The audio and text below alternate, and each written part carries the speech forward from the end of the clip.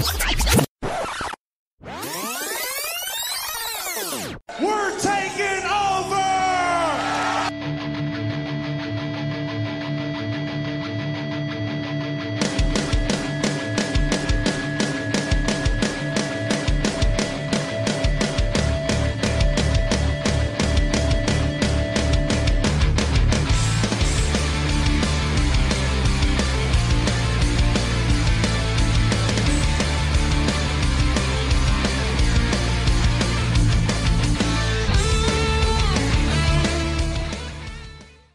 Yes, sir, we promised you a great main event here tonight. Andres, a giant Wrestlemania! Hulkamania is running wild. My God, what a run! It's not over. The world is watching.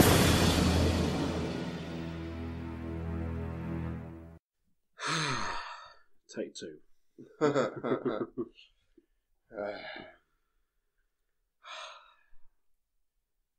WrestleMania 33. Yeah.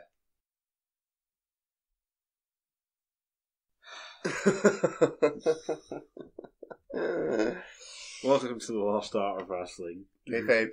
Fuck off. Less than 24 hours. 7 hours or so. 7 hours away from WrestleMania finishing, if not a bit more now.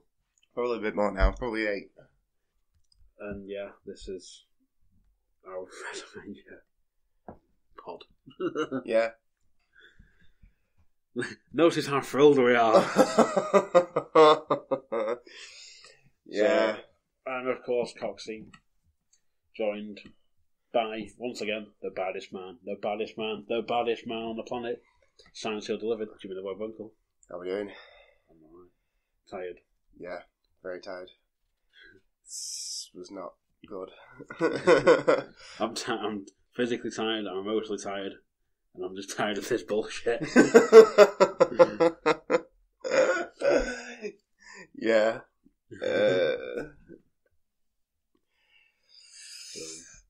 Yeah. So, do you want to talk about the set? Or do you just want to jump in? Well, it was, yeah. It was WrestleMania 33, mate. It was... It was WrestleMania 33. The set was so massive, too far away, because the ramp was so long. And for what it gave you, it wasn't worth it. No. Because I knew it was in Orlando. Yeah. So, but it didn't help that when the roller coaster came, the roller coaster set had been built, everyone was like, oh, what if someone jumps off it like Shane? Yeah. But unfortunately, it was about a mile away from the ring, so it was never going to happen. Well, that, and it would have taken until the main event to bloody climb up it. Well, yeah, that's true. So, It was, yeah, it was there.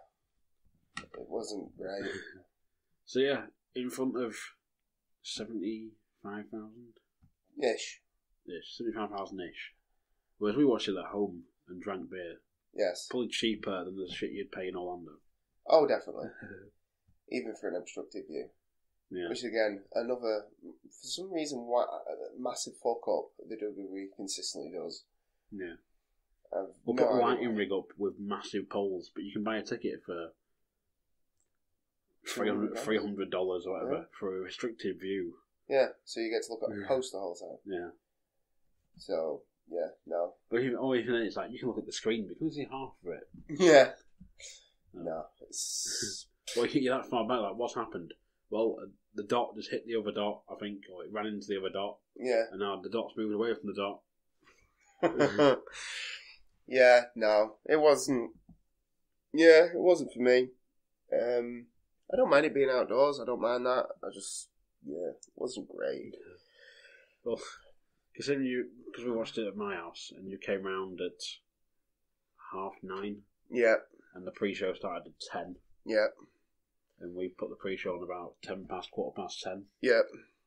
And the main card started at midnight. And finished at 5:30. Yeah. It's, yeah. It wasn't worth it. It's too long. Yeah. Because we were going to bend the rules beforehand, but we didn't. And decided to watch the pre-card instead because it had matches on it. Yeah. But, to be fair, well, no. I was about to say there were some of the better matches on the card. No, there weren't. One of them was. One of them was okay. The rest of them sucked. This card sucked. Let's just get that out there. At least so they've never done like the WrestleMania 9 thing where all the announcers and that wore togas. Oh yeah. No, I suppose that's one thing. I don't think I could have handled seeing JBL in a toga.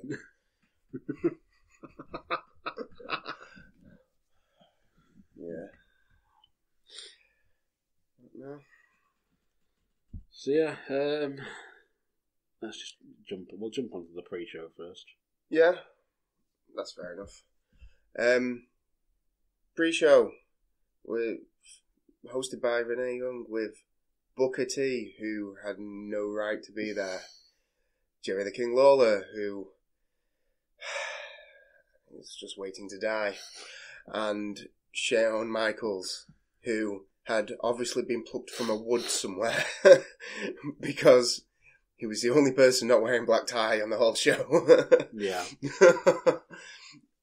Just shows up, cowboy hat, t-shirt, it'll do. It's the biggest night of the year, but it'll do. Not even clean shaven. No. Like I said, they literally just plucked him from a wood. He was there filming his hunting show or whatever, and he's like a symbol in the sky. Of like the broken heart, and he's like, Vince needs me. Yeah, Vince needs me to save the pre-show, even though I don't know half of the wrestlers on it. You know, though, it's like, even sort of Jerry the King is in some sort of suit thing. He's probably wearing one of his bloody shitty MMA style t-shirts. Oh, yeah, but he had a jacket on. Yeah, but then there's Shawn Michaels, Mr. WrestleMania, he said to quotation fingers, in like what looks like a scruffy grey t-shirt, probably jeans and cowboy boots, and a cowboy hat on. Yeah. Damn straight he was. You know, yeah, no. Looking like he'd had about 2 hours sleep in a month. Yeah. That's what happens when you live in the forest. Hunting shit. Living next door to Austin. I don't even consider him to. He's probably just living in the brush somewhere on Austin's ranch. Bound the deer feeders. Yeah. Austin's like, no wonder I can't find no deer horns anywhere. Fucking Shawn Michaels, kill them all. Keeps trying to chase him off, and he's like, I'm just a sexy boy. As he runs away. This protein feeder keeps running empty quick for some reason. Just fills up, and then Shawn Michaels comes out of the bush somewhere to say, get a handful of back to the family. I've got dinner, it's protein. And his wife's going, please can I have something else? Like, you'll get what you had, you'll get what you deserve and like it. This is what Jesus gives us. But yeah, no. Yeah, pre-show. First match? Yeah. First match, Adrian Neville and Austin Aries. And I've put down short but entertaining, and obviously, spoiler alert, Neville went over. For the Cruiserweight title, by the way. Yeah, for the Cruiserweight title, of course, because title matches should be on the pre-show. Remember that. Yeah, it was quite good actually. It was well done. It was entertaining for the most part. I just felt it was a little bit short. It was about 10 minutes or so, maybe. Yeah, I thought 10 minutes. I thought they could have given him a bit longer to showcase their skills, really. And I did enjoy the finish. I really enjoyed the finish, to be honest. It was probably the best booked one of the night. Yeah, it was. It was the best booked finish of the night. It was certainly one of the better. The more I think about it, it was one of the better booked matches. Oh, it was definitely one of the better booked matches. But in terms of actual finishes, I think it was the best one. Yeah. It was the best one of the night. It was the only one that seemed to advance anything. But we'll come on to this. Basically, it ends with Austin Aries goes for his submission move, whatever it's called. The Last Chancery. There you go. That one. And then Neville looks like he's going to tap, and then attacks his eye socket, the reconstructed one. And, then hits the red arrow and it's all over. But it was good. It was. It advanced Neville's character in that, like, we all knew he was a heel, but now he's like a dirty heel. He's like a proper heel. It's not just that he's a heel because he comes out and tells you all that you're no good. It was, he's actually a heel because he cheats. Yeah. Which he hasn't done before. He's always won. But, he's not actually cheated. Like, I can't remember him cheating at all in the Jack Gallagher match or Fastlane and stuff like that. But now it's kind of more cements him as a heel to me. Yeah. It makes him a bit more. What's the word I'm looking for? It's like, I don't know, just a bit more evil. Cerebral. Yeah. Evil. Yeah. Evil Neville. Yeah. It's just a bit more like, yes, this guy is a heel. You're supposed to boo him. Not, oh, he's just a bad guy and then he does a cool move so we'll cheer him. It is, no, he's actually a bit of a cunt. So, I thought it was a good match. It was entertaining and the finish was well booked. And we both predicted it correctly. Hopefully it means better things for the Cruiserweight division, but we'll see. Hopefully. I just don't think there's enough of them. There's not enough of them for it to be different, and the show on the network, they don't push it or anything. Yeah. I've not watched it for ages, so... No. Well, there's talk of taking them off the main show as well, and so you won't see it on Raw every week. Yeah. But I think that's a good thing, because the one thing that I hated about that was, we've got this 8-man tag team match from the Cruiserweights, and they come out, all hit the finishers and go home. Yeah. And it's like, oh shit, this is what the Divas division used to be like. And that doesn't get anybody over, doesn't advance any characters or anything like that. Yeah. Fuck it. Just ignore it completely. And I'd almost say have them curtain jerk every pay-per-view for a while. Yeah. Establish the brand that way. Put on a great match to open every pay-per-view. Just put on a really, really good match because you can do a promo package to give you the backstory for people who don't have the network, haven't seen them, and then boom, amazing match. Gets people to think, oh, I wouldn't mind seeing them every week, and then getting your network subscriptions and then watching the show. Yeah. That's the best way to do it, in my personal opinion. Whereas at the moment... They need to do something with it, because they started doing tapings after SmackDown, I think it was, something up. Yeah. People were leaving.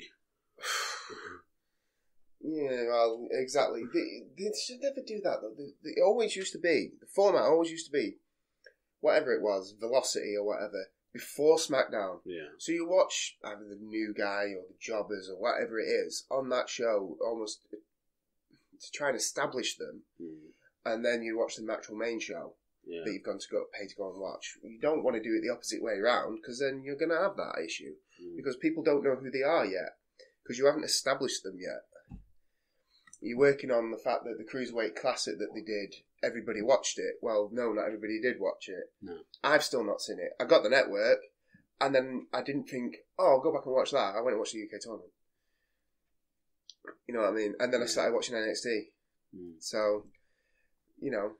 To be fair though, you've got the UK tournament was over 2 nights. So it's 2 shows, whereas the Cruiserweight Classic was like 8 weeks something. Yeah. So it's a lot. And it was having a 2-hour finale or something like that. Yeah. So you've since got like 10, 11 hours of programming there, whereas for the UK tournament you had 4 or 5. 4 to 5 hours, yeah. You know,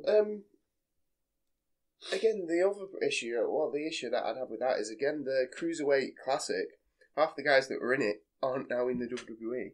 So, again, like, you've not extended that, I don't want to say olive branch, that's the wrong word, but you've not gone, this is, you know, you've gone, oh, look at all these great cruiserweights that there are around the world, and then you've gone and got half of them to actually be on your show, and then the other ones are like, oh, well, I wanted to see that guy. Oh, yeah, we couldn't get him to sign. Yeah. He's still working in Japan. You can go watch that stuff for free on YouTube. Oh, excellent. I'm going to go to YouTube and watch that for free and not give you a tenner a month. Yeah. Or whatever it may be.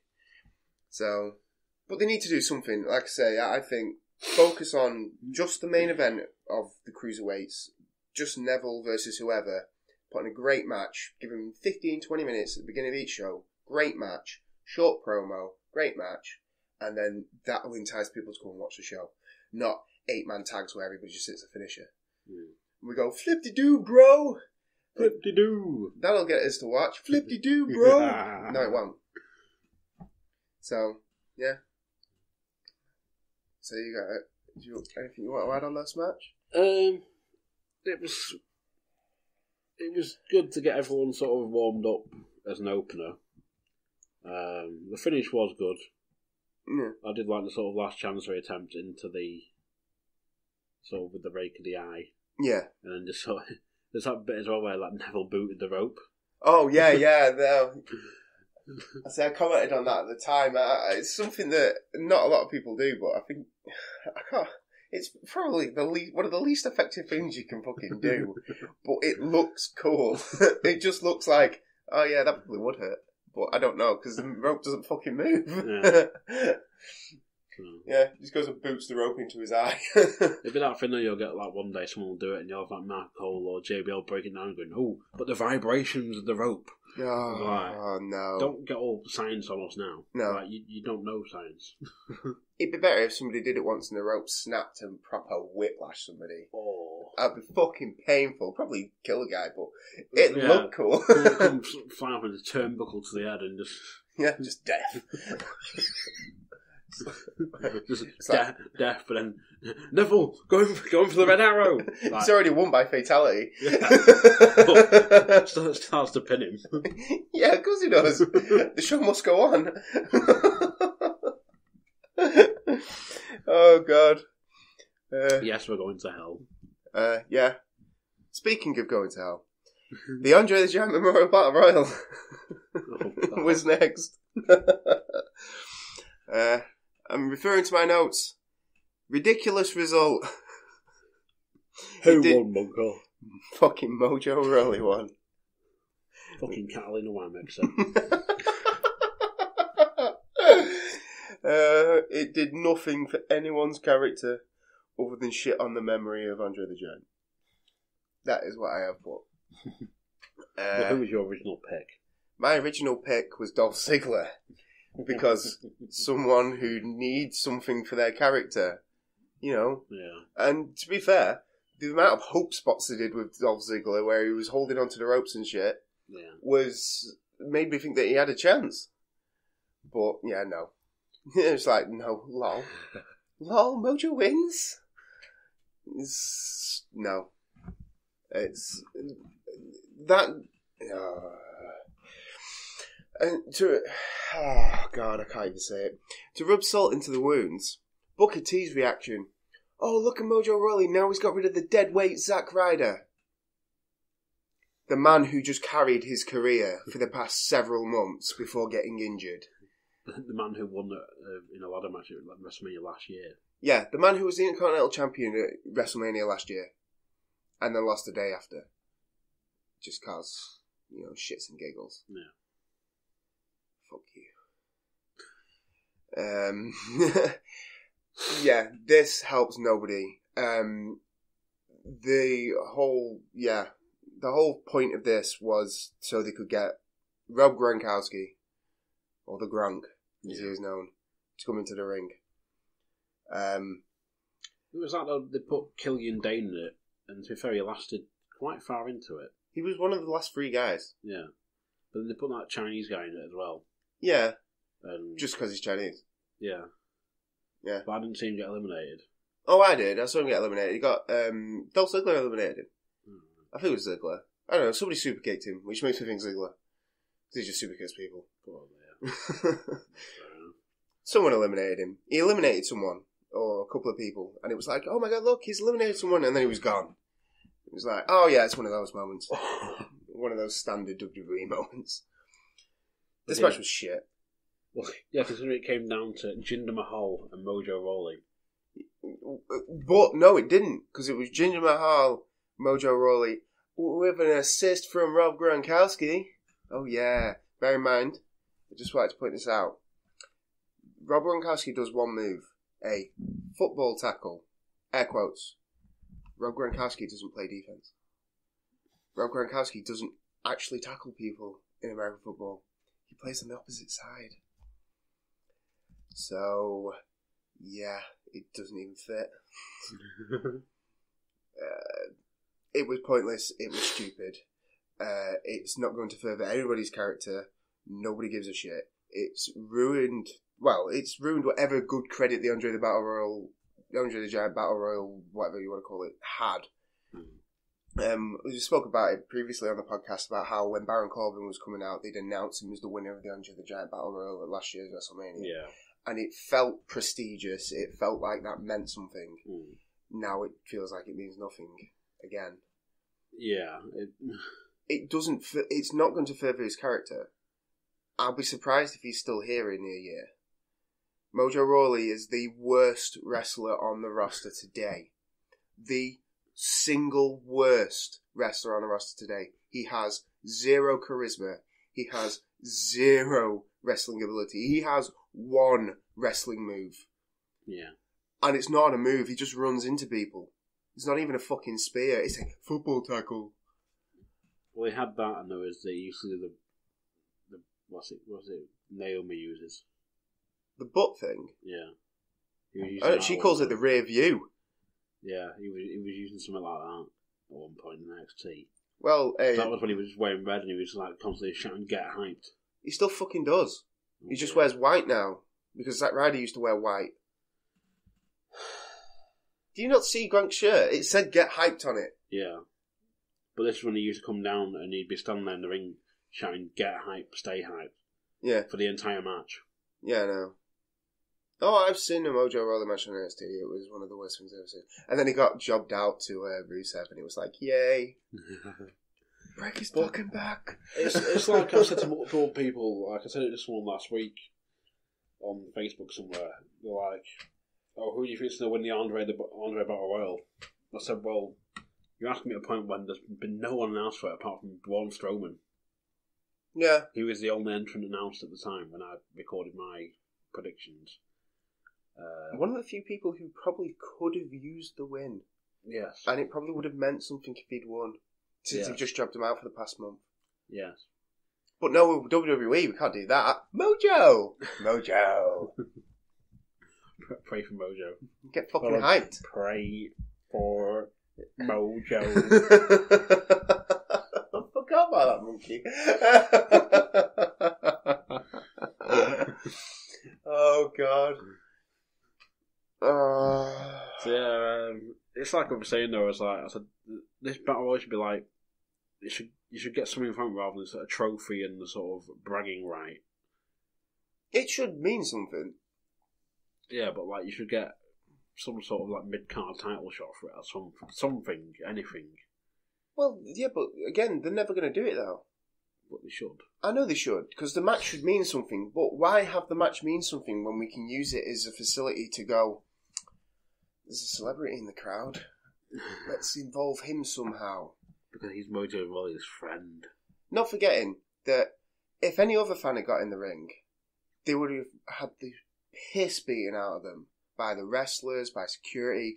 There was one woman who tried to stop Rob Gronkowski, a short, blonde security woman. It was all the security the stadium could muster to try and stop a 6'4", 200-pound man from getting in the ring. Yeah.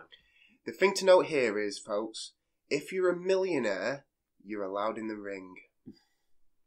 Remember that. Yeah. Yeah. Pray for Mojo.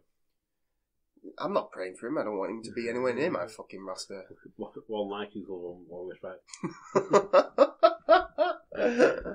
Yeah, no. Awful. Awful.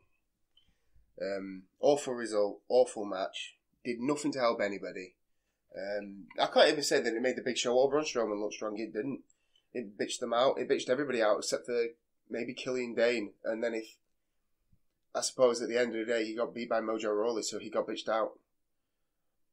Mojo Rawley. Jinder got hindered. Jinder got hindered. Yeah, he did. Fucking awful. Moving swiftly on.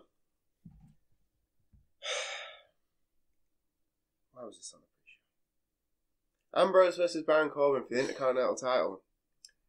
Remember what I said about title matches being on the pre-show? Yeah. Why?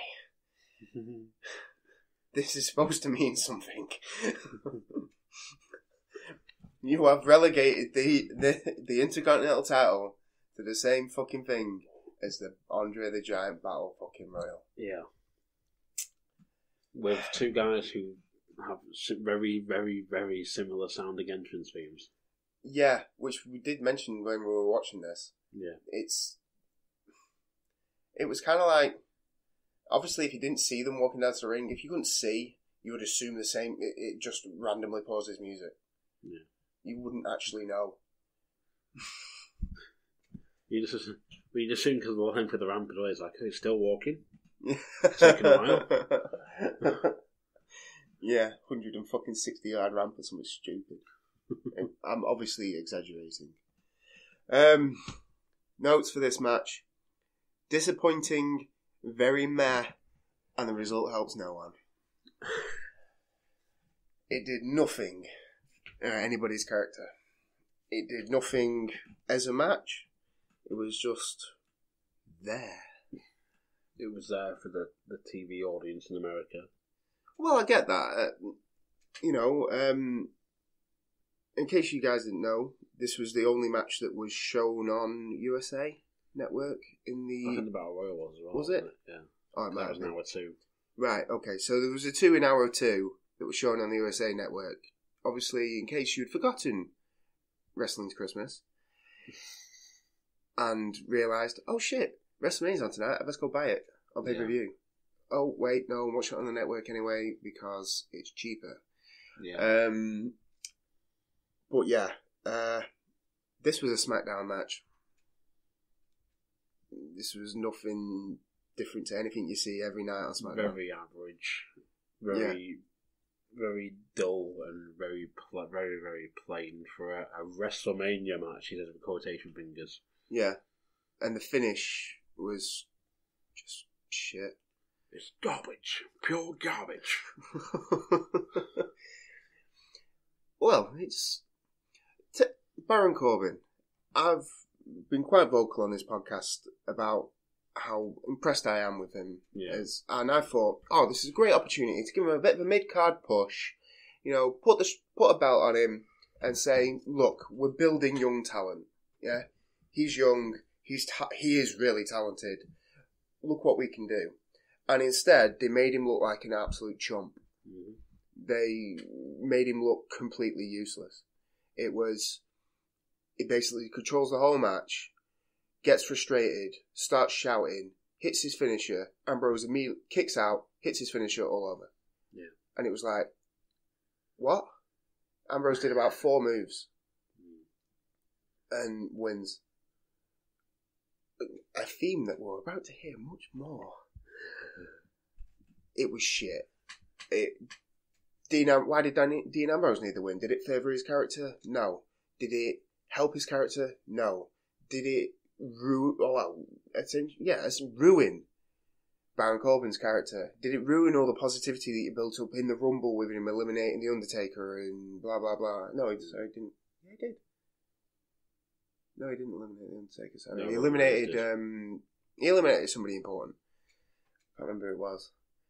Was it Strowman? I think it was Strowman. Could have been Strowman. Yeah, it just made him look a bitch. And just... Who gives a shit? Who gives a shit about Dean Ambrose? No one. Oh, sorry, Renee Young does, because she's screwing him. Unfortunately. So, yeah, no, did nothing, didn't help anybody. Meh. Yeah. Main show. On to the main card. I don't know why I just did that. Yeah, the main card. Kicks off with AJ Styles versus Shane McMahon. Which made no fucking sense whatsoever. Well, it's sort of first thought when it was like, oh, this is the first match. It's like, right, well, Shane's doing nothing stupid, and there's no stipulation. Yeah. The first thought that came through to my head was, wait, this match needed a stipulation. Why is this not on later? Yeah. Why have we not done a backstage segment where AJ Styles attacks him beforehand or something, so there's a stipulation thrown in, or where he, like, to be fair, I don't know what Daniel Bryan's medical condition is, but you could probably do a backstage segment where he gets attacked. So then Shane's like, oh, I'm making this like an ODQ match or something, a Falls Count Anywhere match is what this match should have been. But yes, in terms of notes, I put, just proves even the best wrestler in the world can't drag a good match out of an untrained 50-year-old.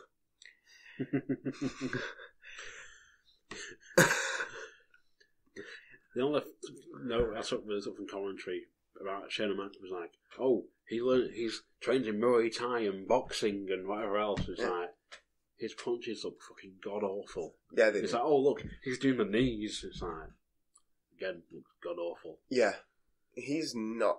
Yeah, and in case anybody didn't know, Shane McMahon has admitted he has never actually trained as a wrestler. Shane McMahon is what I can only describe as a spot monkey. He is willing to jump off. Spot monkey. Yeah, he's willing to jump off really, really high things through really, really hard things, and it's cool. And we like seeing it because we like seeing him hurt himself and other people, and that's what Shane McMahon's really good at. The one thing Shane McMahon can't do is wrestle a wrestling match, which unfortunately is what they tried to make this. Yeah. At least for the first 10 minutes. Yeah. And it was one of the sloppiest things I've ever seen. Yeah. I think the only thing he did well was headlock takedown. Yeah. The rest, they tried to do transitions and stuff where he was like transitioning faster than AJ Styles could keep up and stuff like that, and it just looked god awful. It was like, no.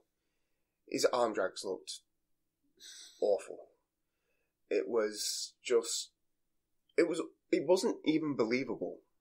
Because his punches look that shit, and his knees look that shit. Yeah. It just isn't believable. And he got booed. Rightly, he got booed. Everything AJ Styles did got a yay. And that's not from us in the fucking home. This is people there. This was the crowd. Yeah. But no, this match needed to be a Falls Count Anywhere spot fest, and they tried to turn it into a spot fest, but inside a standard wrestling match by using a ref bump. Yay! Ref bump. Woo! Woo! No. So it was shit. Ref bump from medics.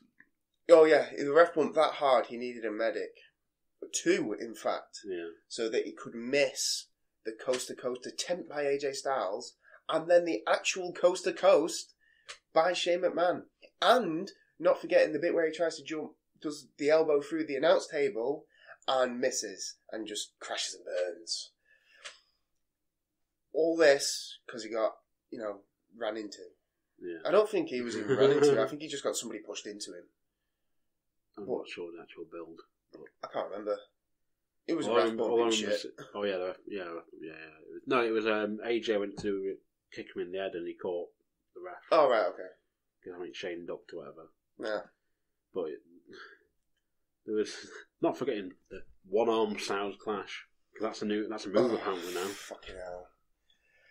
Yeah. Well, that's the thing with that is, as should happen, the commentary, Todd Phillips tries to cover for AJ Styles and Shane McMahon in that, because it wasn't. It almost, I don't want to say it was one of their fault, because it wasn't. It was. I think it was the way it was supposed to happen, and they tried to cover for it, saying, "Oh well, he didn't get all of it." JBL just shit on it. I was like, "No, I fucked it up. Yeah, didn't get it right." was like, no, your job is to cover for people. That's what good commentators do. That's what good commentary is. It's like, oh, it was a botch there, but I'm not going to tell you that it was a botch. I'm going to try and say that it was something else. Yeah. I'm going to try and say that it looked like this, and that's what I'm supposed to do. I'm supposed to make these guys look good. That's your job.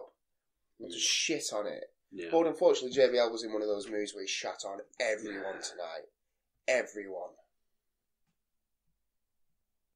No idea why.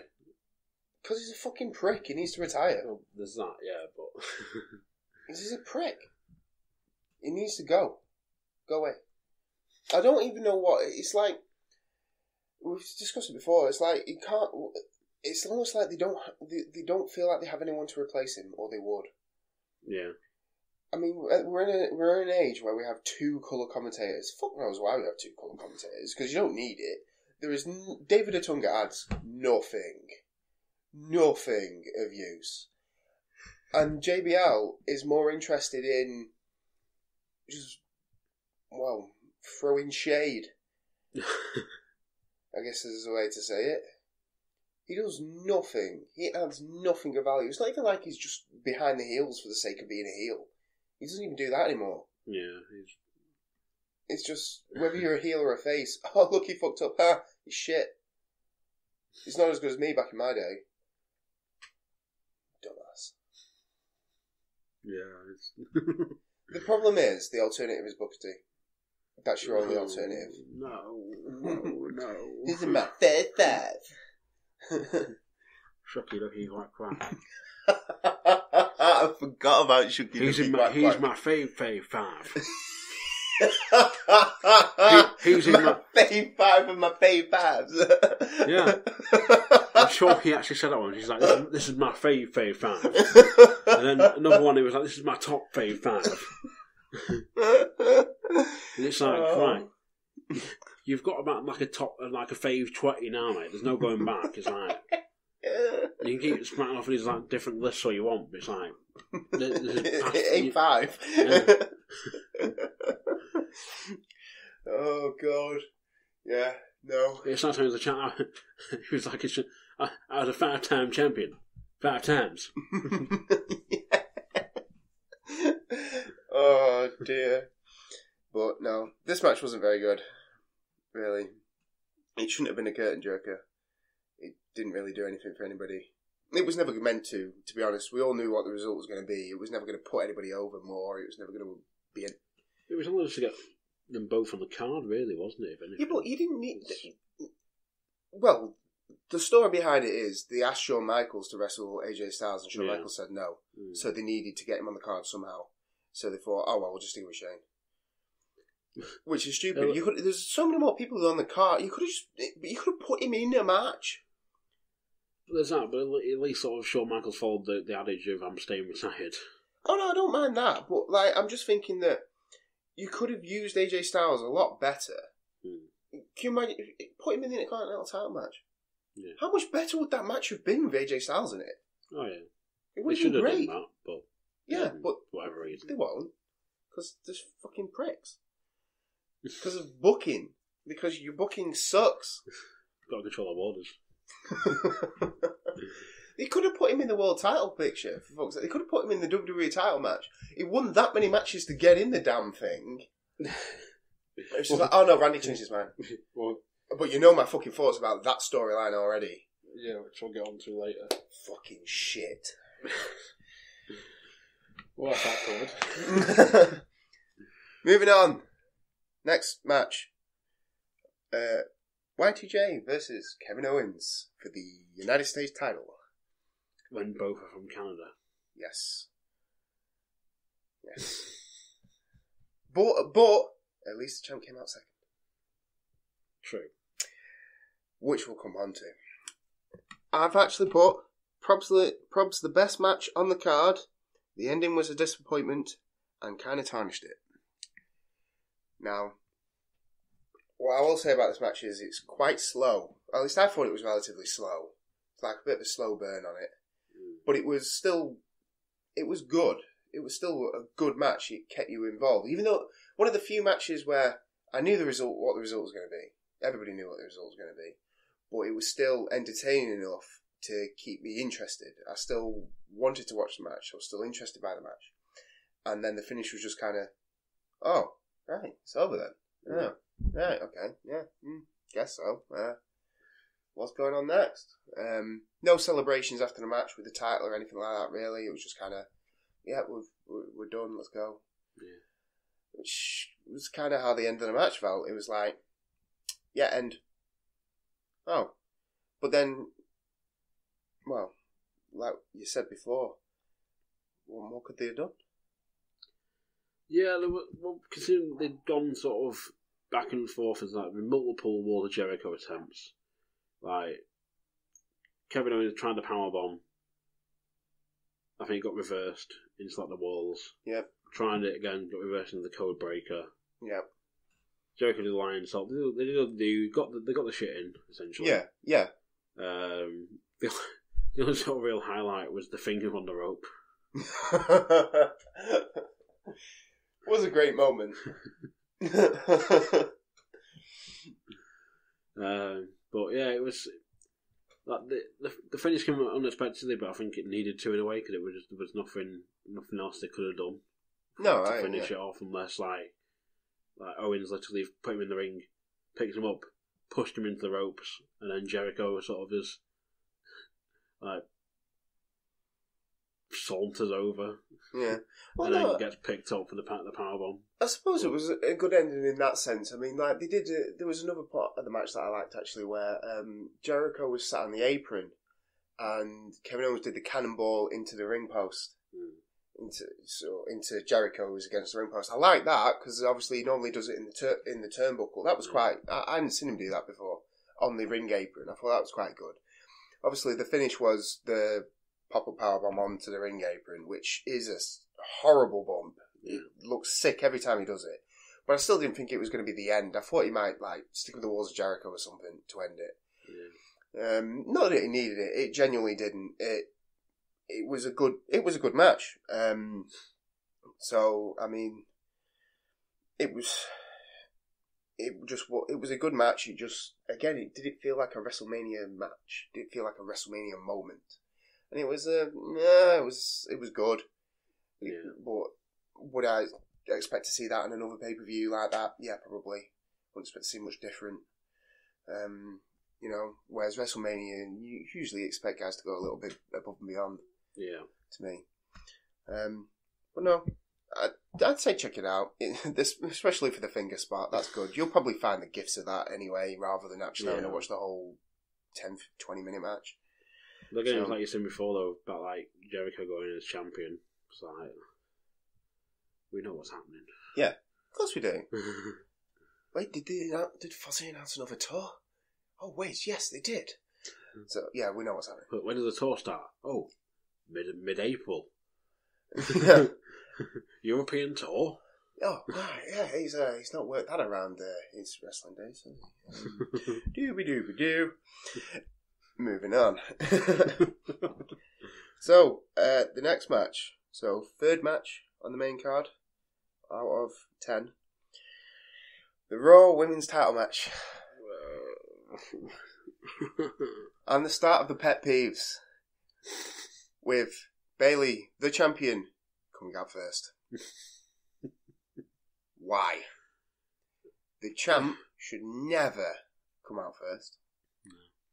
It makes them look Bush League. That's the only way I can describe it, is Bush League. And she came out and I just thought, she's going to cry. She looks like she's going to cry. She looks scared, she looks worried, she looks like a baby. Like a baby girl who needs a hug. But I suppose that fits in with a gimmick because she's a hugger. Followed by Nia Jax, who looked like she was going to kill someone. Whereas I'm actually quite high on her character. I think her character is quite good. They book her relatively well. I suppose it's helped that the fact that fucking Lawler's not on commentary, because he would ruin her gimmick inside of fucking 5 seconds. Yeah.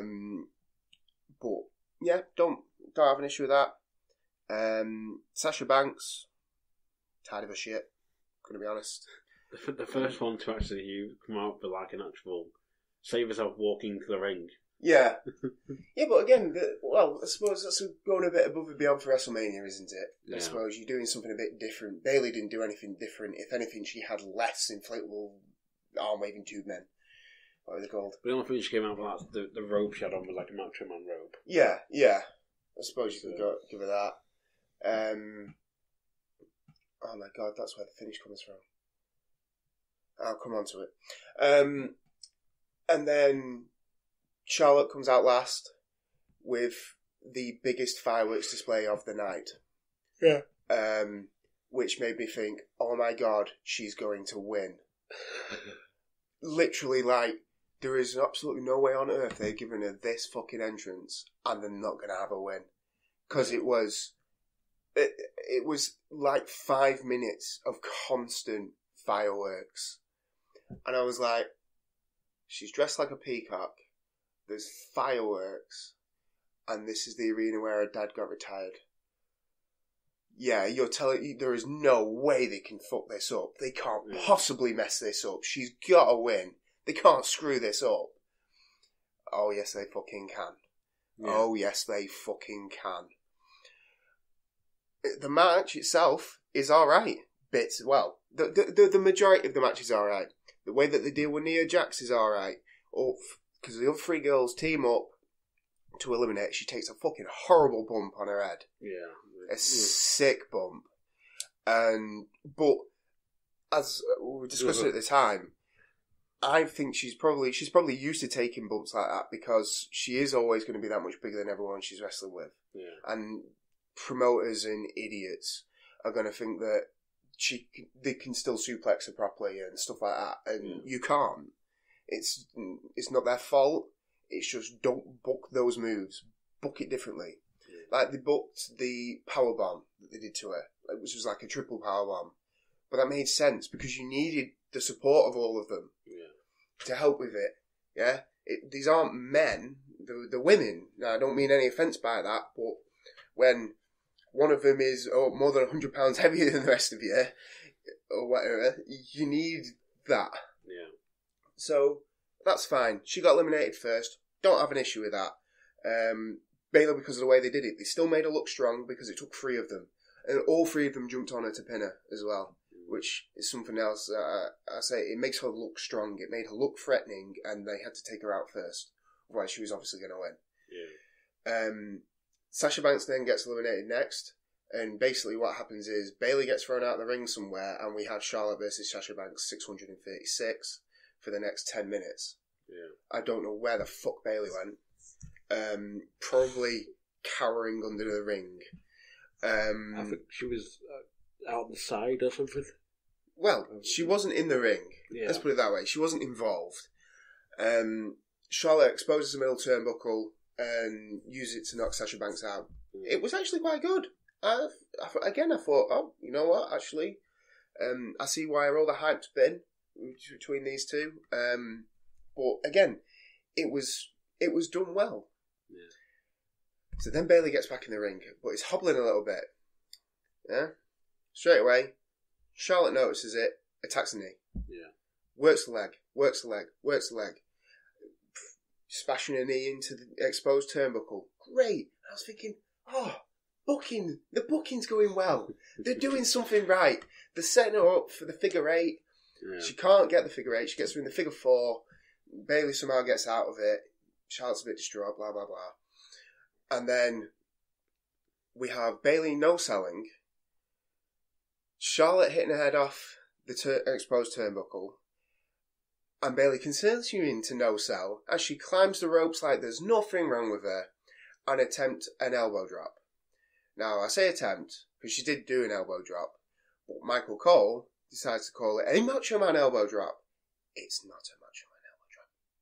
It's nothing like a Macho Man elbow drop. Bayley maybe jumps about 3 foot away from her. It wasn't quite a Billy Kidman, but it was pretty fucking close. Oh, that's something I missed from the last match. Sorry, the first match even.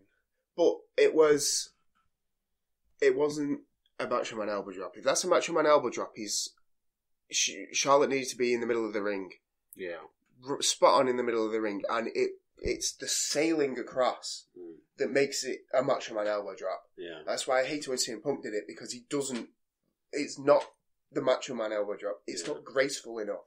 It's not picture perfect enough. Every time Macho Man does that move, it's like art. Yeah. That's the only way I can describe it. It's like an art form. It's like, fucking hell, look at him sail across there. Like, shit, that looks cool. You know what I mean? And you think, and you're watching, and you think, fuck, I wish I could do that. And then I saw Bayley do it last night, and I was like, don't be sick. It was literally like gippage. There's always one of the ones I remember. I think it was on like the Best of WrestleMania DVD I've got somewhere. Yeah. At home, and he hits it on. I want to say Ted DiBiase. Right. Is it Ted DiBiase or Jake the Snake? It's one of those two, and he pretty much hits it picture perfect, like across the throat. Yeah. But the way it's the little camera angles, it looks beautiful. Yeah. The thing is, it can do. And somebody else who can do that move, Shawn Michaels can do it. Yeah. But I was just, and that's what just hit me now, is they had Bayley come out with the Macho Man robe on and winning with the Macho Man elbow drop against Charlotte Flair, Ric Flair, Flair, Randy Savage, WrestleMania 8, and I was just like, and it's literally taken me till now to notice this. Yeah. And I'm still like, you fucked up. The booking was good, and then we just thought, no, sell that shit. Just to jump onto a bit of trivia as well, sort of jumping back to the first match here. Did you notice something about Neville? Wearing gold. What happened? He won. What colour was Bayley wearing? Gold. Well, she wasn't wearing gold, but she was bright coloured. Well, she had gold trim. Close enough. Yeah, I know she won. Recurring theme. Yes, I know. That's for the conspiracy. Yes. If you're winning tonight, you're wearing gold. Right. Except for you, Roman, you're going to wear black. In gold.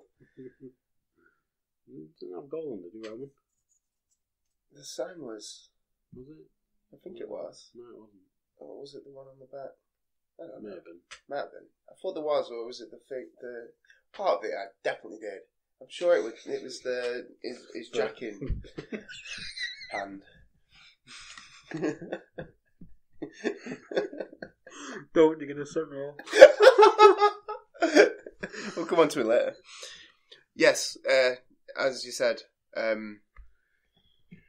yeah, if they wear gold, they're probably going over. Yeah.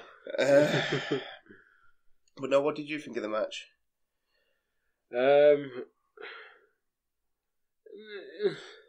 It was all. It's like we knew. You could tell from the beginning that Nia Jax was going to be first eliminated. Yeah. I was like everyone else. I was expecting like the whole rumor thing of like a Sasha Banks heel turn. Yeah. Which I partially expected when Charlotte left the ring and went, "You two go at it." Yeah. And didn't happen. But then she got eliminated next. Yeah. And then it came down to Bayley Flair, so it's like, ooh, Charlotte could win this. But didn't, because she wasn't wearing gold. It was just... I don't know. I think it's, from what I have read previously, looking to set up like a Bayley, like, elevating Bayley and pushing her, like, possibly like a Sasha Banks Bayley feud leading into summer. So whether then Sasha Banks turns tonight or not, yeah, that would make sense. Could happen, I don't know. But well, she could come out and whinge for a title shot and then obviously get rebuffed, and then it'll be like, well, we're not friends anymore. Yeah. Shit. But they need more than the three they have currently doing the rounds of they do. The women's title or whatever. Well, the Raw Women's Division is, well, it's all right. It's just there ain't many of them.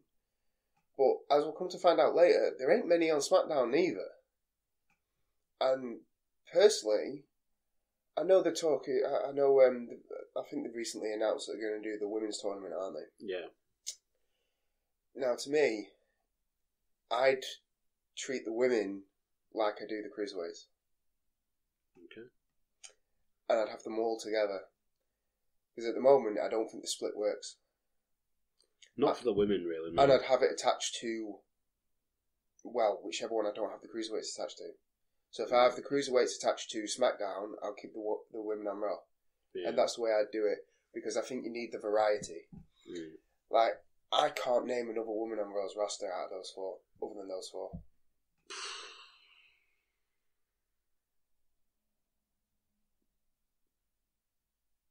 And Coxy can't either. Hence the dead air. Yeah. No, I'm drawing a blank. Exactly. But that's it. That's what I mean. There is, and like, okay, there's my understanding is there's quite a few of them obviously down in NXT, but again, it's not something that it's great. Yes, I agree. These women do need to be showcased. I agree with you 100%.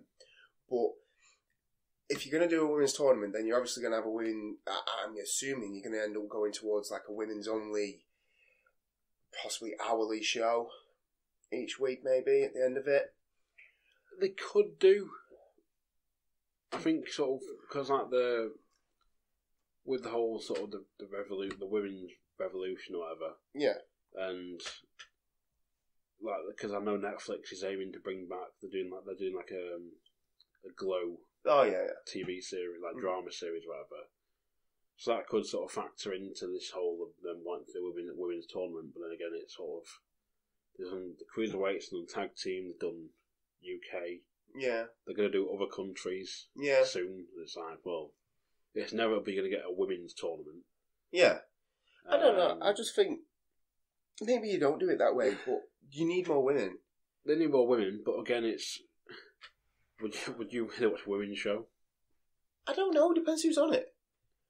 Would I I watch Asuka from NXT every week? Would I watch her every week? The answer is yes. Sort of, I'd literally tune in to find her matches. Going back to, I think what was in the last episode, or I may have said on the solo pod. Yeah.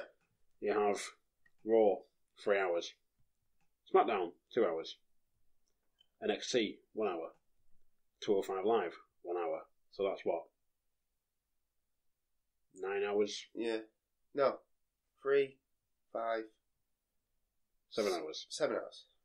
Plus Talking Smack. Yeah. The Raw pre-show, whatever it is. Yeah. The SmackDown pre-show. Yeah. No. Post-show. It's Talking Smack, don't it? Yeah. And then there's the other thing where is it Cody Graves and Jay Real sit and talk to some interview guy. I think so. Yeah. There's that. There's Holy Foley, what it's called. But if you're looking at what that's all weekly, weekly wrestling, weekly TV that they do on the network and that. There's about 10 hours. Yeah.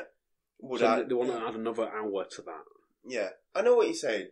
Well, maybe you don't do it that way because obviously the talk is of bringing in ROH's network only developmental league, which is kind of what NXT is. So I'm a little bit unsure how they're going to do that.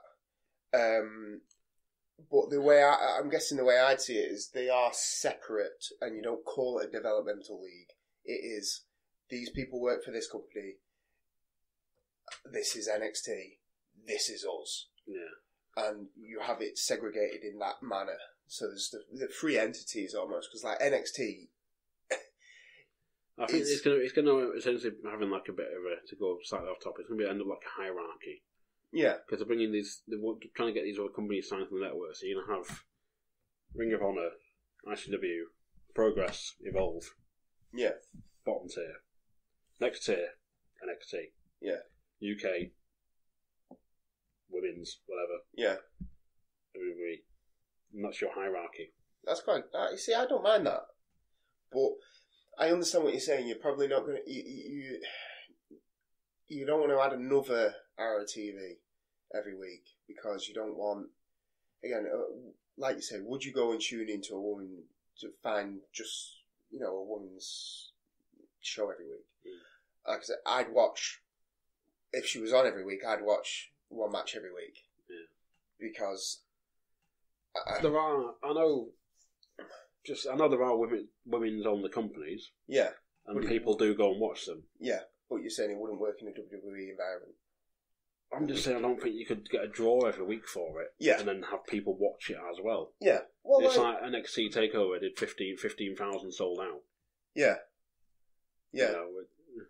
I know what you mean, because it's like, like you said, if they're struggling already to get viewers for the 205 live, then you're going to struggle to get viewers for another show as well. Yeah. And as we discussed earlier, the way to build up to the way to build up 205 live, and the way to build up that show is to almost isolate them, and say, if you want to see these guys, this is what you tune into, and this is what they can do. And you showcase them, and then you do this. Yeah? So, I mean, maybe I was thinking it was something very similar with the women, because you only have a finite amount of them currently. We can only think of 4 on Raw. I can only think of 6 on SmackDown. That's 10. Yeah. So you have a total of 10 stars. Yeah? Or, not even stars. You just have a total of 10 female wrestlers. Have them on one show. Yeah. Build it up. Different variety, yeah, and because they're on one show, it's again you don't have that silly split. So you have one match, one great match every week, or a couple of great matches every week, and you can focus on that rather than, well, here's a random like SmackDown. The women are booked like they were 10 years ago. Yeah. It is. Oh look, here's a Smoz Fest. Oh, look, this is supposed to be a tag team match, but 2 of them are on commentary, 2 of them aren't. And, oh, wait, actually, no, now everybody's just in the ring, it's Fatal 4-Way. Yeah. Schmoz Fest. And that's literally all they do. So, sack that off, yeah. Book them all like you do on Raw. And showcase them. So if you've got, say, if you're going to attach the crew, obviously cruiserweights are on after 205, the 205 Live is on after SmackDown, so you've got that attached that way. Do women on Raw. Split it up. That would be my idea. But, it was alright match. The finish was just shit. Yeah. I don't know. Anything you want to add? Nothing really, no. It was... I know, like, it's been the whole thing of, like, Bayley's, like, my favourite wrestler growing up was Macho Man. Yeah. It does sort of come down to like the whole sort of Bayley Flair mania, understandable. Yep. But yeah, I know what you mean. I don't know. But it was just badly booked. It needs more depth. Yeah. Well, that's what we've just highlighted. Yeah. Yeah. We can name 4 in your strongest women's division, so let's call it. We can name 4 of them. Yeah. I can name 4 on NXT. In fact, I can name 5 on NXT. Asuka, so, Ember Moon. Yep. Billie Kay. Yep. Peyton Royce. Yep. Nikki Cross. Yep. Ruby Riott. Yep. So you're on 6 already. Yeah. Yeah. So you're on 6 before you get to jobbers. Yeah. Yeah, there's more as well. I just can't think. There are currently, so there are more, but like again, you can name 6 on NXT, you can name 6 on SmackDown, but you can only name 4 on Raw, and Raw's supposed to be the pinnacle of women's wrestling. Yeah, but it always only the pinnacle of women's wrestling because you only know 2 because 2 of them have put on apparently really really good matches. I haven't watched them. That's the only reason I say apparently. But from what I have seen of them, they are good. But you can't just keep having them flip-flop the title. Charlotte Flair's a 5-time champion inside less than 12 months. Inside 6 months, probably. That's ridiculous. That's ridiculous. That's like a hardcore title back in the 24/7 days. It's like I held the title 8 times for a total of an hour. Yeah. And stuff. Oh, God. You know, that's the kind of realms that we're all talking about. So we don't want... You can't have that. We can't handle that shit. So, more depth. And I'd suggest bringing them all together as well. personally. Hi, I'm Paul the Hat Guy Flinders, and I am the host of the RAD Podcast, Random Ass Discussion, and we discuss about absolutely anything that's on our mind. Doesn't matter how taboo the subject is, we will talk about it and give you our opinion, whether it's popular or not, controversial or not, or thought-provoking or just downright daft. You can find us on Spreaker at www.spreaker.com/RAD Podcast. You can follow us on Facebook at www.facebook.com/UKRAD Podcast. We are on Twitter at UKRAD Podcast. And we are also now on iTunes. Hooray! Just search for us at the UKRAD Podcast and we should show up. So if you're ready for a bit of random ass discussion, a little bit of comedy gold, and maybe a little bit of thought-provoking conversation, come over, join the fun. And just remember, there are plenty of podcasts out there, but not that many of them are rad. Now it's back to the lost art of podcasting / wrestling / keyfades. And you thought watching Wrestlemania was a slog.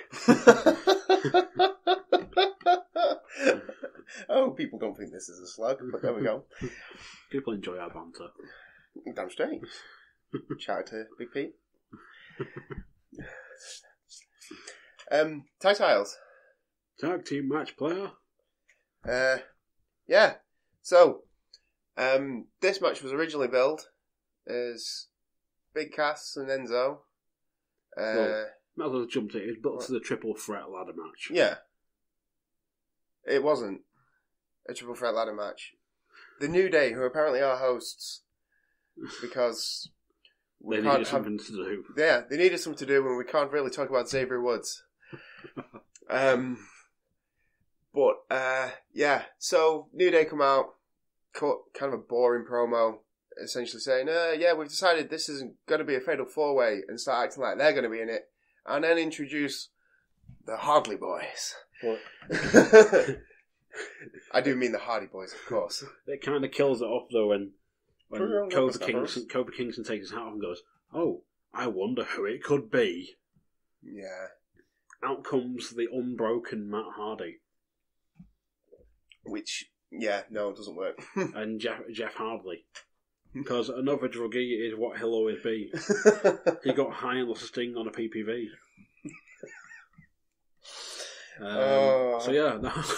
The Hardy Boys, two young whippersnappers with a penchant for wrestling clues. So they both came out with their raging clues.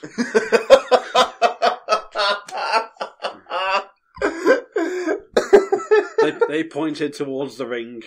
The thing is, right, Matt Hardy stood there pointing towards the ring, but still doing... With his raging clue. With his raging clue, but he's still doing his broken Matt Hardy facial expressions, and still doing the motions like he's broken Matt Hardy. But he's coming out to the old Hardy Boys theme, and by the way, Matt Hardy, put a fucking shit on. For fuck's sake. He looks better than he did though when he came. He's like, I'm eating grapes. Oh yeah, he looks better than fat Matt Hardy. But he's still fucking Cesaro and Sheamus. Put a shirt on. Yeah. It's as simple as that. Put a fucking shirt on.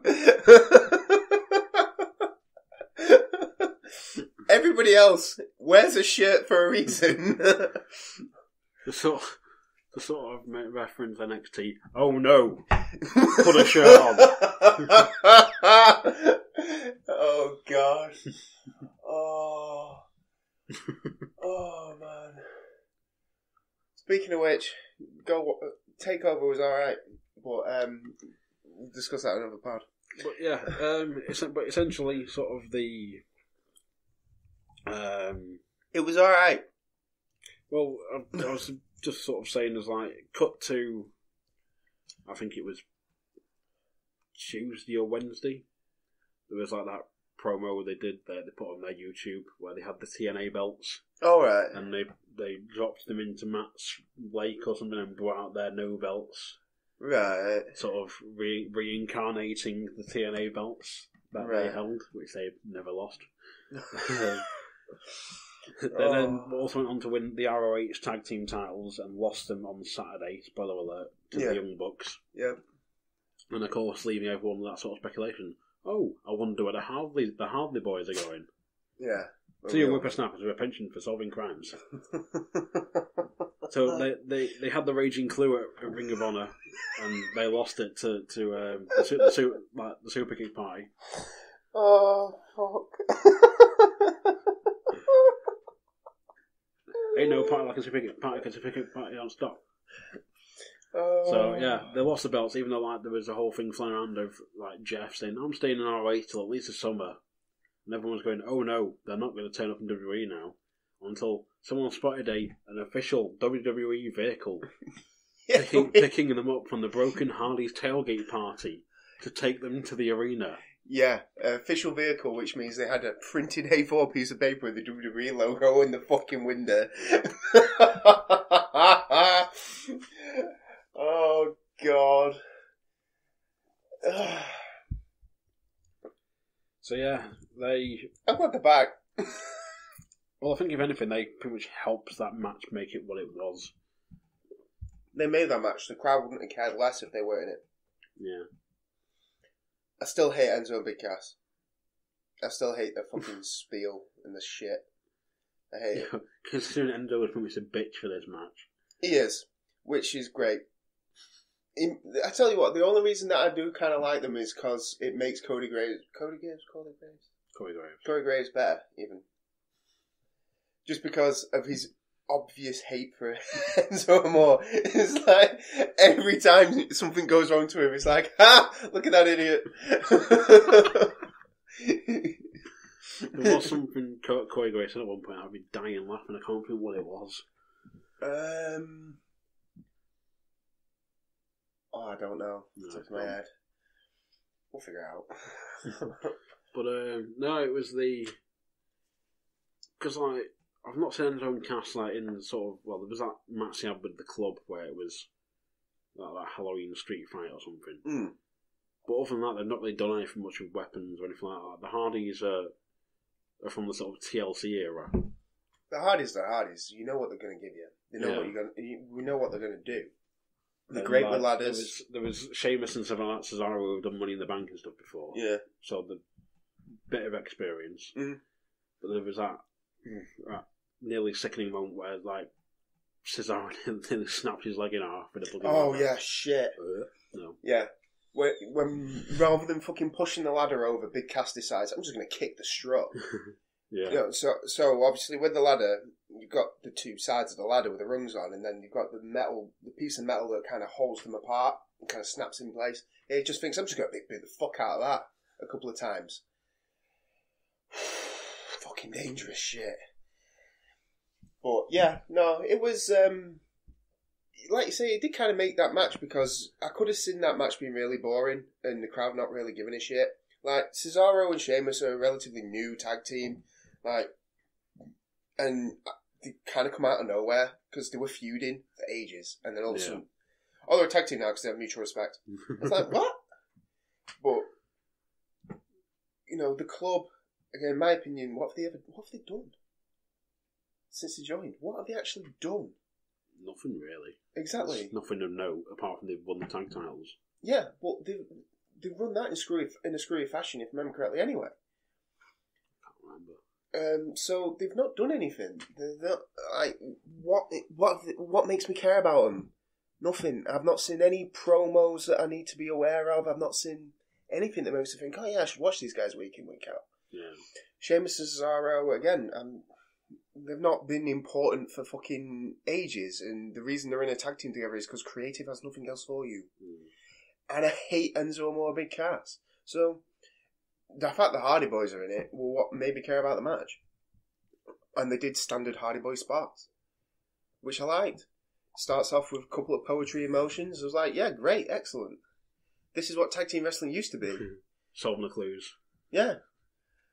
So, you know, it was great. It was, you know, so I'm trying to think what else they really did. There was the Twist of Fate off the ladder, which I've seen him do before because I've watched TLCs before.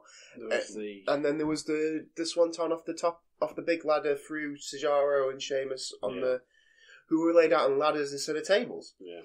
Which was sick. Well, Cesaro took a horrible fucking bump through that ladder. Sheamus just got kicked in the dick. But he got swept heel to the knob. He got a kick in the dick and just sort of fell off the ladder because it didn't break. Was the bit I sort of predicted sort of before as we were watching the pre-show, which was like I said that Enzo will be on like Cassie's shoulders.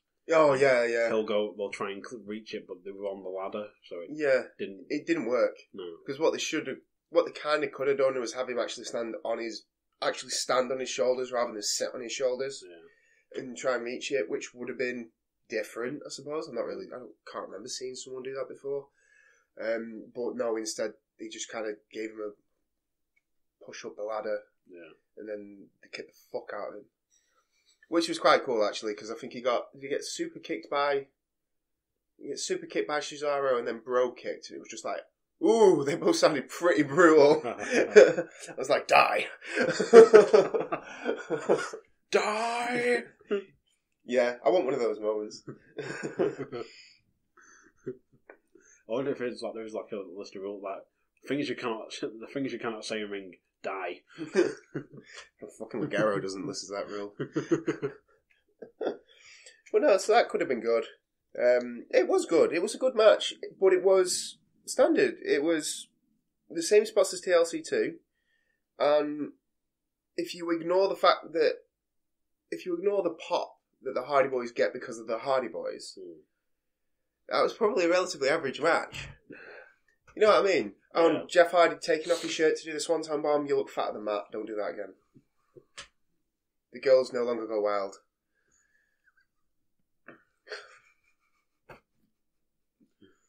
Fine. I'm just saying. He was on that Brother Nero money, so... Well, yeah. He got deleted and got fat. Nearly lost my coffee. But yeah, no, it's... To be fair... If they're gonna do it, go with the Broken Hardys. Let them do their own thing. Don't micromanage them. Don't be like, oh well, you have to act like the Hardy Boys of old, because the Hardy Boys of old worked 10 years ago, 20 years ago. Yeah. It won't work now. No.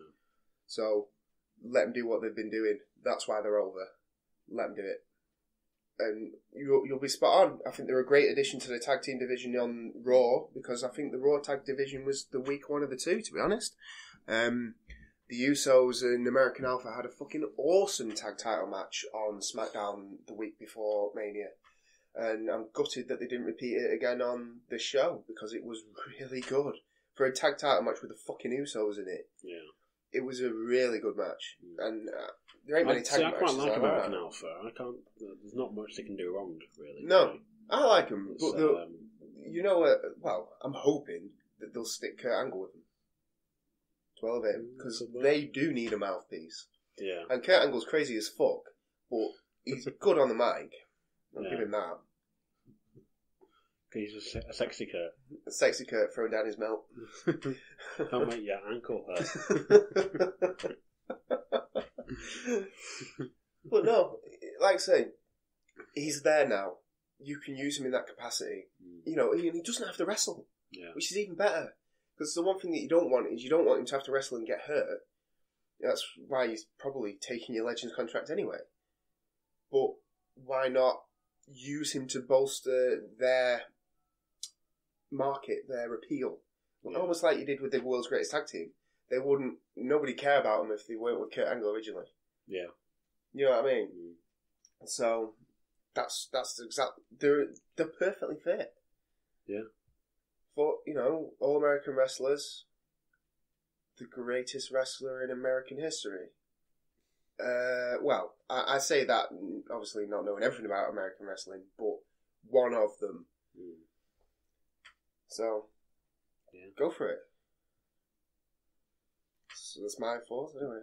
Anything you want to add? If you should add? Nothing really. I think you've covered it all. It was essentially just the Hardys going through the motions with ladders. And yeah, but it's been that long since you've seen it. It seemed new, and with the change in fan base, it is new. It's new for them, and it'll sort of open them up to a new audience of like new kids and stuff who've probably not seen them before. Yeah, but the kids will fucking love it because of all the tie-dye and all that shit. Oh yeah, and it's kind of needed in a way. Like it's like when they bring the Dudleys back, but the Dudleys didn't win the belts or anything. No, but they brought the Dudleys back to retire.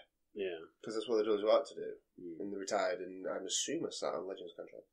Oh no, they're not. No, but it's going to be interesting to see what's going to happen. Whether they're going to bounce back between Raw and SmackDown, if they're going to go just do Raw. Yeah, it'd be interesting to see what they do with them. Just have to wait and see. Yeah. I'm predicting they're going to do some sort of next pay-per-view. Is it going to be like the same thing, or they're going to have some sort of another gimmick match or something at the pay? Like, I see. I'm not predicting that. I think they're just going to do a standard match. I think they'll just do them versus Big Cassers or more, something. And no, we don't care. I don't know. Maybe because. I don't know. No, if it was up to me, I'd be building something where the Hardy Boys don't really need the Hardy Boys are the champs, so you don't need them to wrestle every week. The other guys need to jockey for position to get on to the spot to fight for the title, which makes sense. Maybe they do the New Day. I don't know. I don't know who they're going to push. I'm assuming the New Day are on a bit of a back burner after obviously recent revelations. But and them not being in this match. Yeah. So I don't know.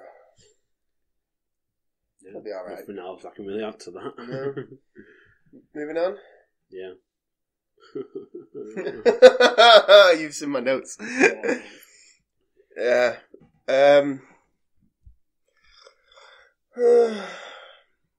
John Cena and Nikki Bella versus The Miz and Maurice. Wave. Fucking Al Roker or whatever he's called. A ring announcer. The worst ring announcer in history. This was fucking the most predictable garbage I've watched in a long, long time. I read a comment on Facebook. Somebody went, "Oh man, how great is the build for this? It's probably the best built match on the Wrestlemania card." To which I responded, "Who the fuck gives how it's built? Yeah. Because we all know the result, so why the fuck do we care?" Yeah. The Miz is fucking great. Maurice is fucking great. They're great foils. They're great. But this just killed any momentum that they had. This was just fucking awful. And pulling Jerry Lawler on commentary to make it even fucking worse. Somebody, whoever made that decision, wants to be dragged out the back and shot. Point blank. And man, the Miz has defeated it. Pay-per-view. Yeah. It was just... The crowd fucking loved the Miz. Yeah. And Jerry Lawler goes, "Oh, this crowd booing the Miz." No. It was obvious they were cheering him since they're all going, "Yay!" Did he not then sort of say, well, that one section cheering the Miz or something? Yeah, he then tried to say that one section, so Miz ran to the other side of the ring and fucking cheered for him too. Jerry Lawler is a fucking idiot. He should be nowhere near the commentary booth anymore. Nowhere near it. He's past it. His time had gone 20 years ago. He is the most useless and annoying. I'll tell you what, he's up there with fucking Mojo Rawley. He's probably worse. He's up there with the fucking Big Show. Yeah? Fuck you, you dirty, horrible little scumbag.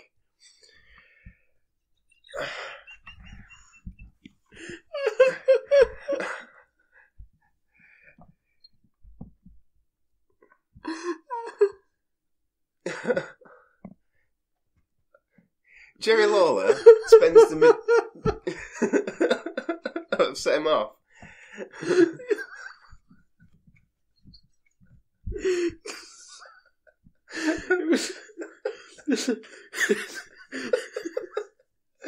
It was just the insult of dirty, horrible little scumbag. What he is?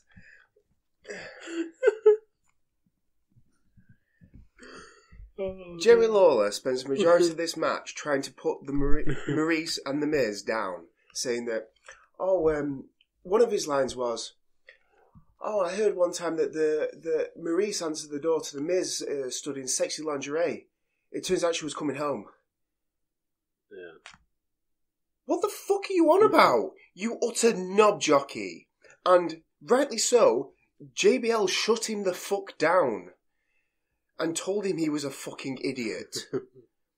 If you excuse my French. And I believe there was something else to do with, they're not a power couple because, how many kids have they got? Blah, blah, blah. I'm sorry. Are they not focused on... they not have careers where they have to travel all the fucking time? And if they had a kid, they both have to leave said careers? Yeah. You fucking knob jockey. Sort of going back to that segment that it showed on Total Divas where John Cena was like, well, I'm at that point in my life and my career where I don't really want to get married or have children. But there's house rules. Yeah. But it's okay for John Cena to fucking say it in an actual situation. Yeah. Yeah? But to call somebody out for it, it's just... What are you trying to do here? You're trying to make me hate the Miz and Maurice because they haven't had kids. Yeah. Are you fucking stupid? So, hang on, how many kids did John Cena and Nikki Bella have? Oh, wait, none. Right, okay. So, why would I hate the Miz and Maurice for it and not John Cena and Nikki Bella? Your argument is invalid. And it was just stupid shit about how, I heard that the Miz has a small penis because somebody told me that somewhere. And JBL would just be like, shut up, you idiot. Where have you come from? Why are you here? Fucking knob. It was crap. Utter crap. Yeah. In case you didn't realise, John Cena fucking wins.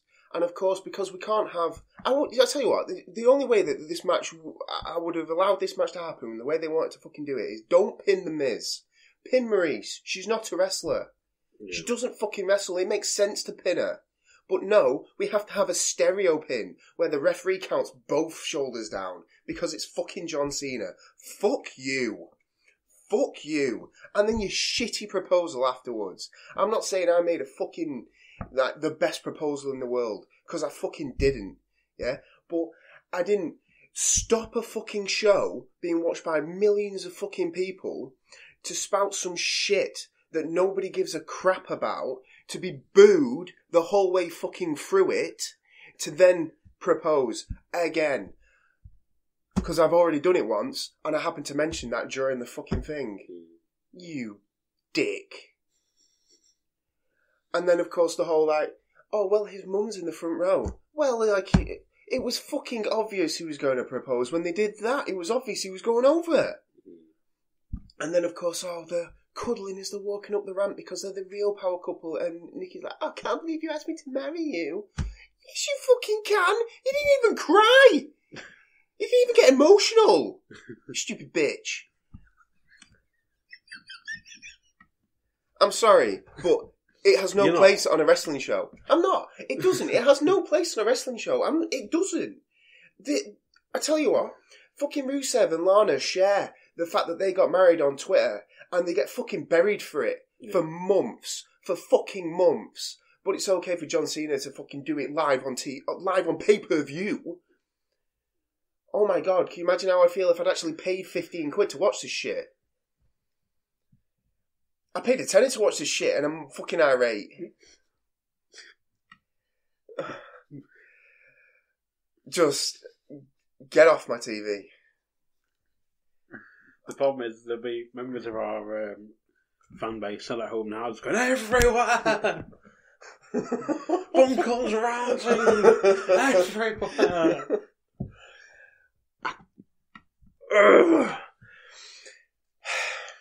It was. I'm saying nothing about this match, and I thought it was fucking shit. Did I cover it? Yes. What irked me, if anything, was the fact that Cena and Nikki couldn't come out together because he wanted to sprint down the ramp like a tool. He got 3/4 of the way down and started in the Charles Robinson run. Where he's sort of like, you see the look in his face where he's like, well, I've committed to this now, so I can't really give up.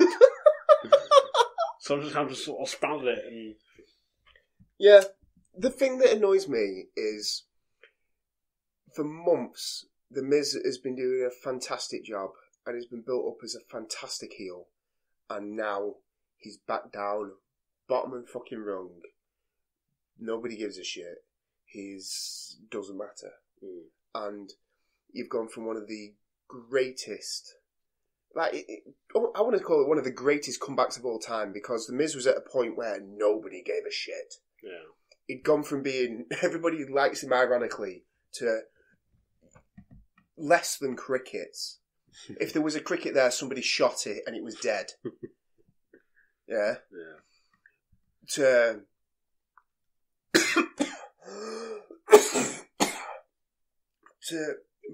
mattering. And I fucking killed myself. There you go. That's how passionately I feel about it. I've turned into fucking Shawn Michaels.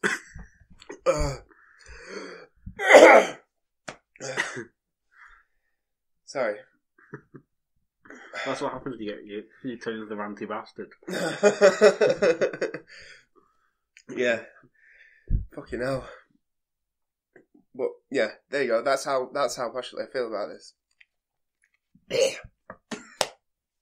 Sorry. Moving on. Please do, before you off yourself. Oh fuck! It gets worse. Well, maybe not worse, but still shit. Seth Rollins versus Triple H. How do you like your half-hour matches? Oh yeah. But let's go back to that conspiracy. Well, what colour was Seth Rollins wearing? gold. Yeah, Who won the match? Seth Rollins won the match. Hell yeah. I rest my case. Notes for this match. Very slow, boring, nothing new. Triple H has definitely lost a step to the detriment of this match. Poorly booked, poorly executed. It was like I said, though, it was last now I'm watching it.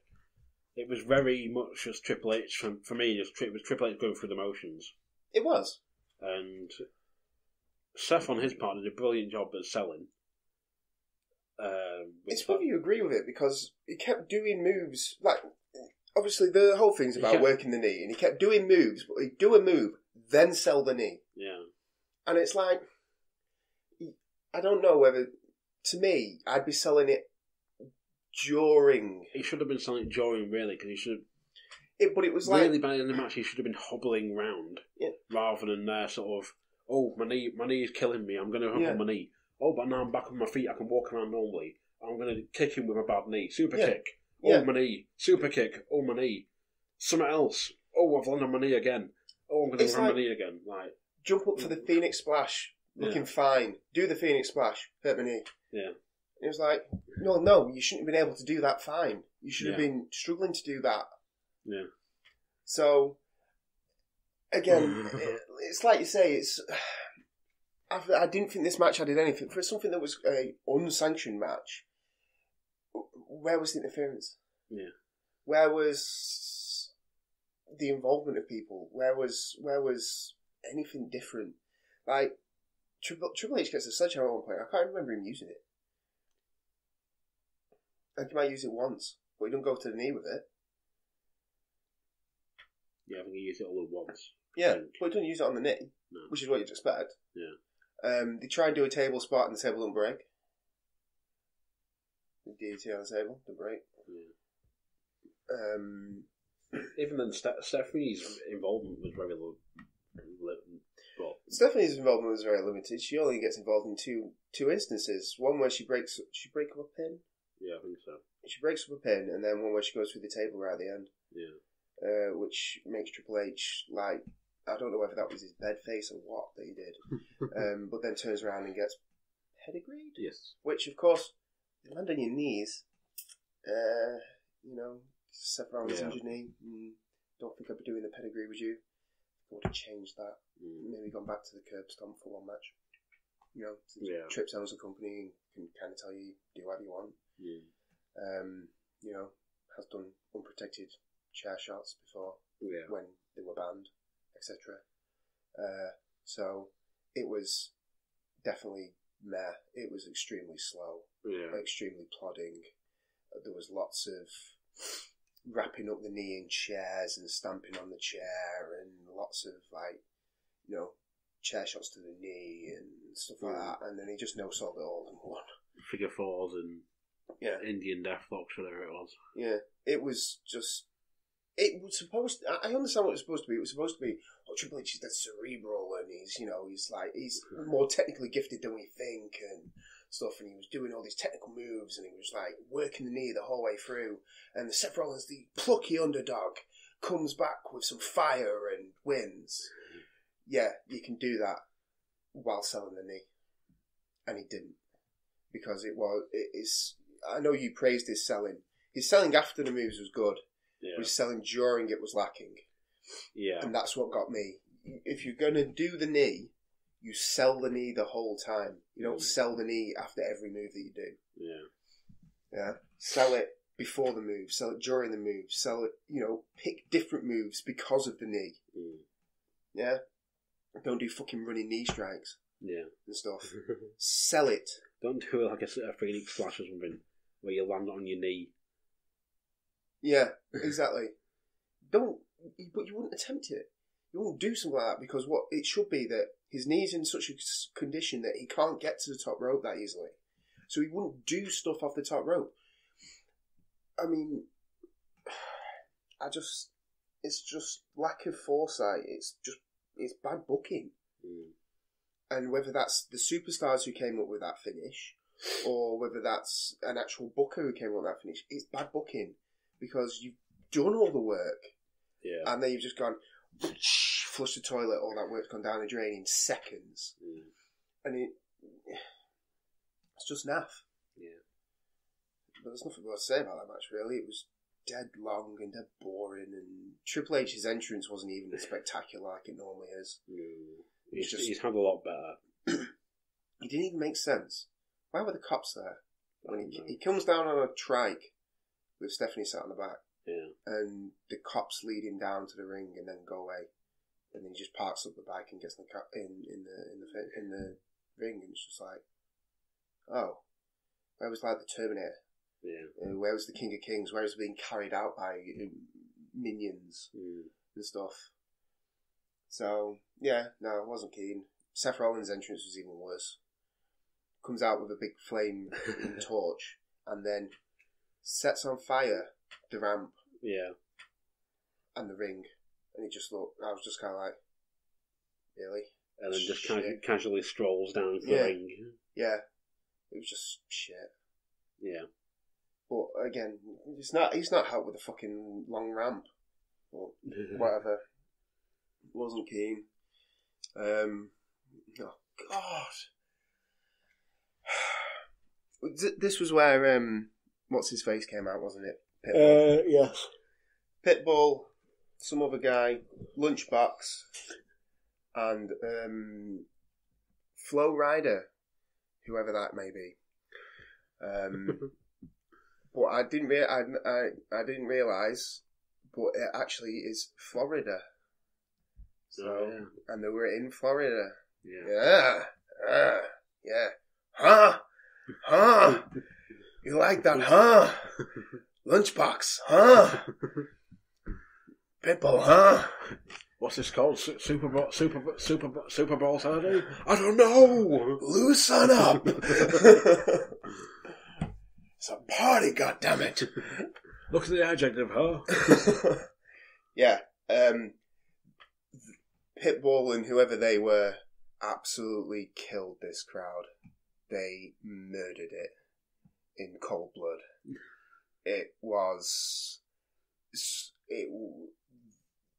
They never recovered. No, not at all. They came out. Considering they had 4 matches left. 4 matches left. And, yeah, this was the worst possible thing they could have done. Because it literally, the crowd went from being they weren't the greatest crowd anyway. No. But that's usually comes down to it being open air. You don't get the same sound because it doesn't reverberate back. Yeah. So they probably were a great crowd. They were great in parts, like with the Miz and stuff like that. They were fucking excellent and booing John Cena and blah blah blah. But at this point, the crowd just kind of went, "Oh my god, what the fuck are we doing here?" Yeah. We've been in like probably 5 hours now, maybe longer. This point, yeah. And then there's this bald knobhead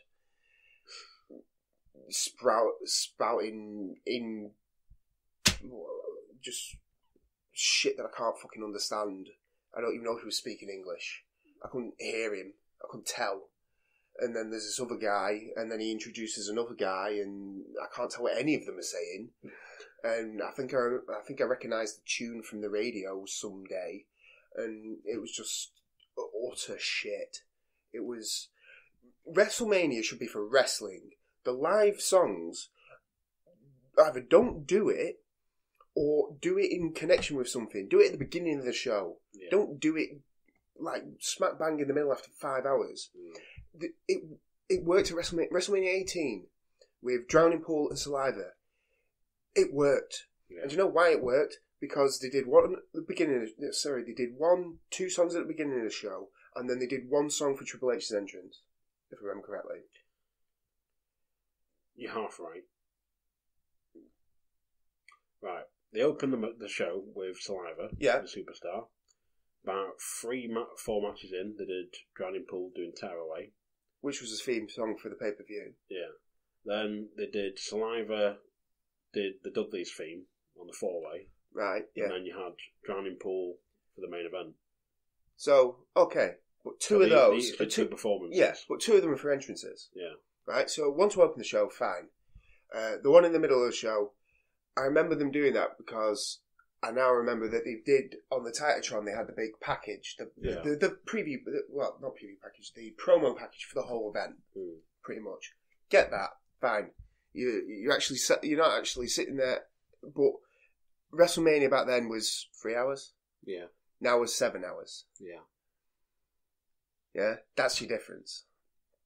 And music was better back then. Now it's just shit. Shit I don't understand. So, yes, now the crowd is dead, and we have Bray Wyatt versus Randy Orton. And I've, surprisingly, put worst booking of the night. Genuine questions of why I watch wrestling. Fucking pointless title reign. No point in anything if Orton just gonna no-sell. It was a match that had it been a different opponent, it could have had so much potential. It could have been AJ, it could have been Luke Harper, it could have been a 4-way, it could have been a 3-way. No. We had AJ and Luke Harper wrestling for nothing, just for Randy Orton to go, well, I don't want it. Oh wait, no, I do want it. So it's me and you at Mania. It smacks of utter bullshit. It is. This is what pissed me off, right? We spoke quite highly of the Randy Orton character change on the last pod that I was on. And we said, it's different. Finally, after 10 years. No. Just now. We've changed our minds. We're not doing that now. Even though, wait, he's already said that he's not going to go on that fight at WrestleMania. Oh, no, he is now. Oh, right. So, why last week did you then tell us different? Cause. Yeah. What do you mean, cause? Just cause. Because we've decided. Oh, right. That's a bit shit looking, isn't it? Yeah. Yeah, but with the WWE, we'll tell you what you want to like. You'll like Randy Orton. No, I don't. Oh, yeah, but you will. Oh, thanks. The 13th time we try and I'm going to like him this time. No. So, yeah, in case you didn't realise, Orton goes over in a shit match. Yeah. Where it was garbage. Just garbage. Randy Orton starts off really hot and does some moves really quickly. He then... The quote I remember from you was, "Oh God, he started a match with a face full of dick." Yeah, he did. Straight away, face full of dick, followed by some kind of slam, followed by a power slam, followed by Bray Wyatt leaving the ring and looking shocked. Randy Orton then doesn't do another move until the finish, if I remember correctly. They kept going for the RKO, didn't they, I think? Yeah, and kept going in reverse, but he doesn't actually hit a move until the finish. I don't... Oh, sorry, no, I tell a lie, he hits one backbreaker. From what I remember. What about the DDT? That's the finish. Is it? It's at the finish. No, I can't remember. I think it's at the finish. I don't know, it was shit. He did the RKO on the outside at one point. Yeah, which was shit. Because he'd just been hit with his sister Abigail into the barricade, but no-sold it. What's the point if he's just going to no-sell?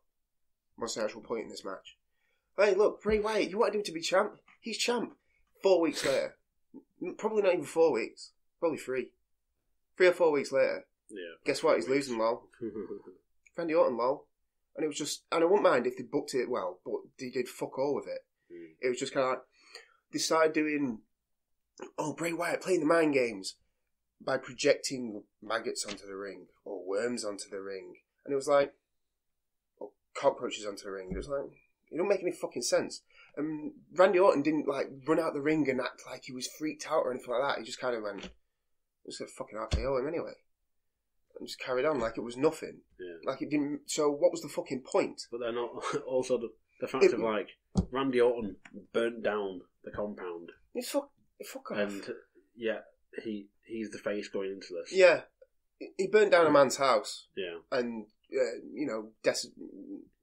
desecrated, is that the correct word? One of the two. Desecrated or decimated. One of the two. No, desecrated. Yeah. The ashes of Bray Wyatt's dead sister. Yeah. Yeah, he's a face. Yeah. Sorry, that face there. So, yeah, they did the fancy light shit so the commentators could say, oh, look what he's doing, that's so weird. No, it's not. It's a fucking projector. Yeah. You knob. Considering we saw it though with the Seth Rollins Triple H match. Yeah, exactly. Yeah. It's like, oh, what's happening? It's like, a projector? Yeah. It was shite. This match was shite. And, Randy Orton wins RKO. Just from somewhere, not nowhere, because that's a load of fucking crap. It was shit. It was horrible, and I'm questioning whether I should keep my network subscription and whether I should watch wrestling anymore. Because I know the idea is that they want to incite this reaction from me. I understand that. I'm not stupid. But what is the point? I get... from matches like that, I get zero enjoyment. Yeah. None whatsoever. I literally come out thinking, why can't you just fall down the stairs and break a leg or something? Why can't you just end up really seriously hurting like a plane crash or something? I get, again, I'm supposed to feel this way, I'm supposed to hate it, and I'm supposed to react to it. He's supposed to be a face. Yeah. I'm supposed to react to it, but I'm supposed to enjoy wrestling. I'm supposed to enjoy what they're putting on.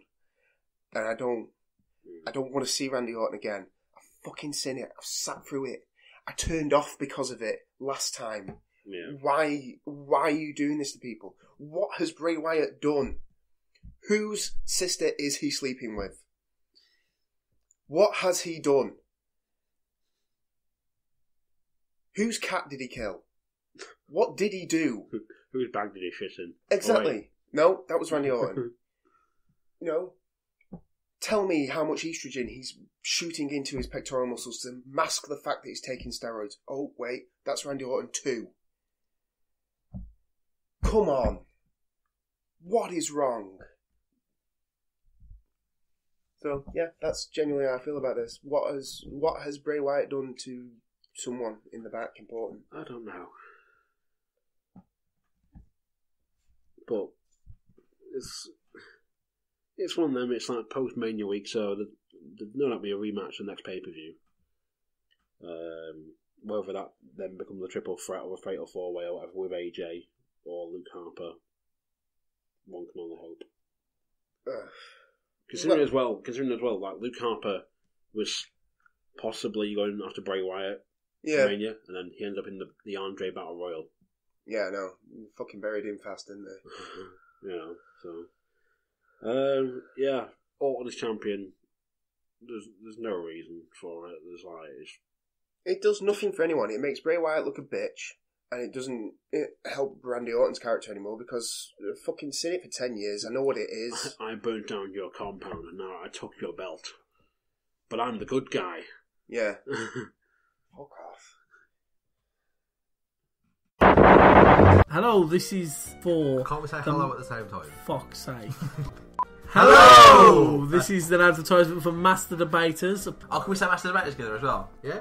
Hello! I am Michael. I'm Sean. I'm Toffer. And we are the Master Debaters. Oh, we wanted to say that we are the Master Debaters. That's what we want to do. We're all saying it. Yeah. Hello! I'm Michael. I'm Sean. I'm Toffer. And we are the Damn it, Sean! Debaters. I thought we were just doing... Hello! I'm Michael. I'm Sean. I'm Toffer. We are... The Master Debaters. You can find us on Twitter @_Master Debaters, SoundCloud, Podbean, and iTunes. Just do yourself a favour and jump aboard this podcast train. Choo choo, motherfucker! So what's the next match? Continuing with the theme of title matches. Lesnar versus Goldberg. Would you like to hear my notes? I put squash. Goldberg, because he can only do 2 moves, only did 2 moves. I believe he did spear 5-6 times, including once through a barricade. Yeah. And did the jackhammer. Lesnar only has 2 moves. So did the German suplex, I think it was a total of 15 times. Okay. And the F5 once. And I put boring and predictable. Yes, it was. That pretty much sums up the match, really. Yeah. Lesnar kicked out of the jackhammer like he hadn't done before. And then F5'd him and won. Yeah. That's pretty much it. Well, you were to say about it. We knew what it was. We knew what was going to happen. Yeah, we knew what was going to happen. We knew what it was going to be. Yeah, he did 10 German suplexes, then F5'd him, and it was over. And yeah, the crowd collectively sighed and was like, yeah, we're done with it. As did we. Yeah. That's literally it. That was like 10 minutes. I think 10, if not less. Yeah. It felt like less, but then if you include the entrances, it probably was about 10 minutes, if not a bit more. Yeah, because Goldberg's entrance was fucking long. Yeah. Because, of course, because he's back in every pay-per-view, he has to do, like, the famous entrance where he comes from the back with the security and blah, blah, blah. Yeah, no. So, yeah, that was it. There's nothing else to say. Really? No? Nothing I can add to it. Moving on? I'm trying to think of any good Paul Heyman spots. No, he wasn't. He didn't even get interjected in the match. He just stood around there outside and made Paul Heyman faces. What was it? Was that bit he did the interview on that? Was it the pre-show or something? Talking about answering questions. Yeah. How many suplexes will Lesnar do? Yeah. It's like as many as what is it? As many as is required or something. Yeah, something like that. Yeah, I can't remember if it was just as many as he wants to, or as many as is required to, like, crush the dreams of Goldberg or something like that. Yeah, it was. Yeah, that's what it was. Next. SmackDown Women's Title match. Oh, yeah. SmackDown's Women's Title is on after their World Title. Just leaving that out there. Well, we've got to control our borders. Only one of them got their entrance.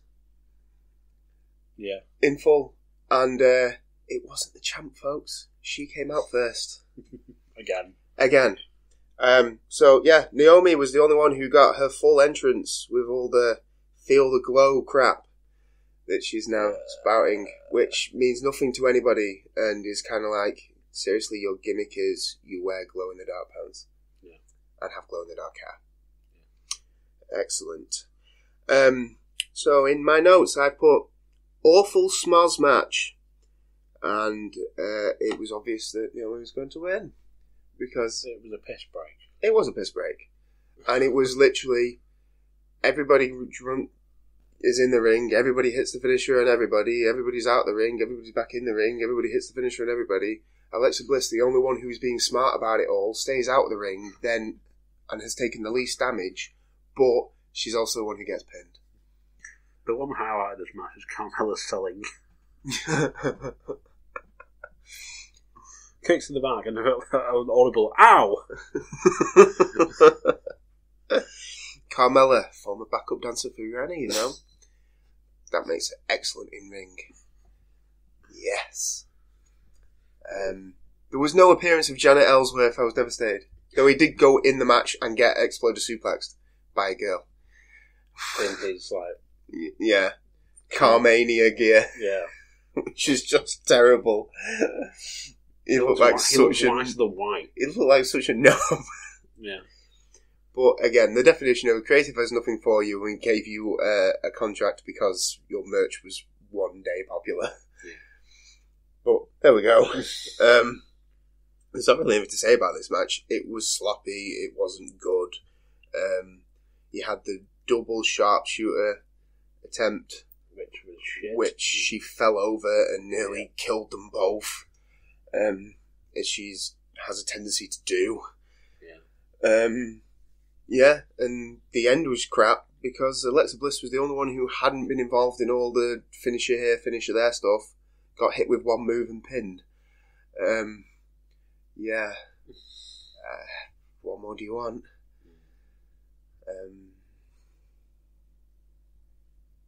Anything you want to add? There's nothing I can add to that. I think we covered the women's division earlier, really. We summed it up. Yeah.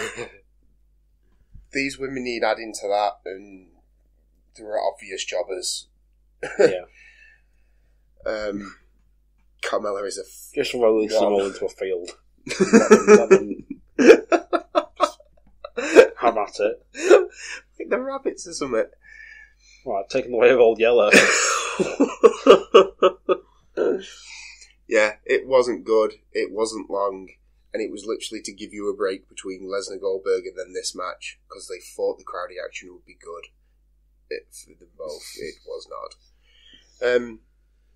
Taker versus Roman Reigns. The main event. The main event. We are now in hour 6 of this show. If not more than hour 6. Probably heading towards hour 7. Yes. Heading towards hour 7, yeah, of this show. This match started at about, I think, 4:35. I thought it was about 20 to 5. Yeah, in the morning. So we were both very tired by this point, and by the sounds of things, the crowd was very, very tired too. It was approaching midnight there in Florida. Yeah, at this point. So notes.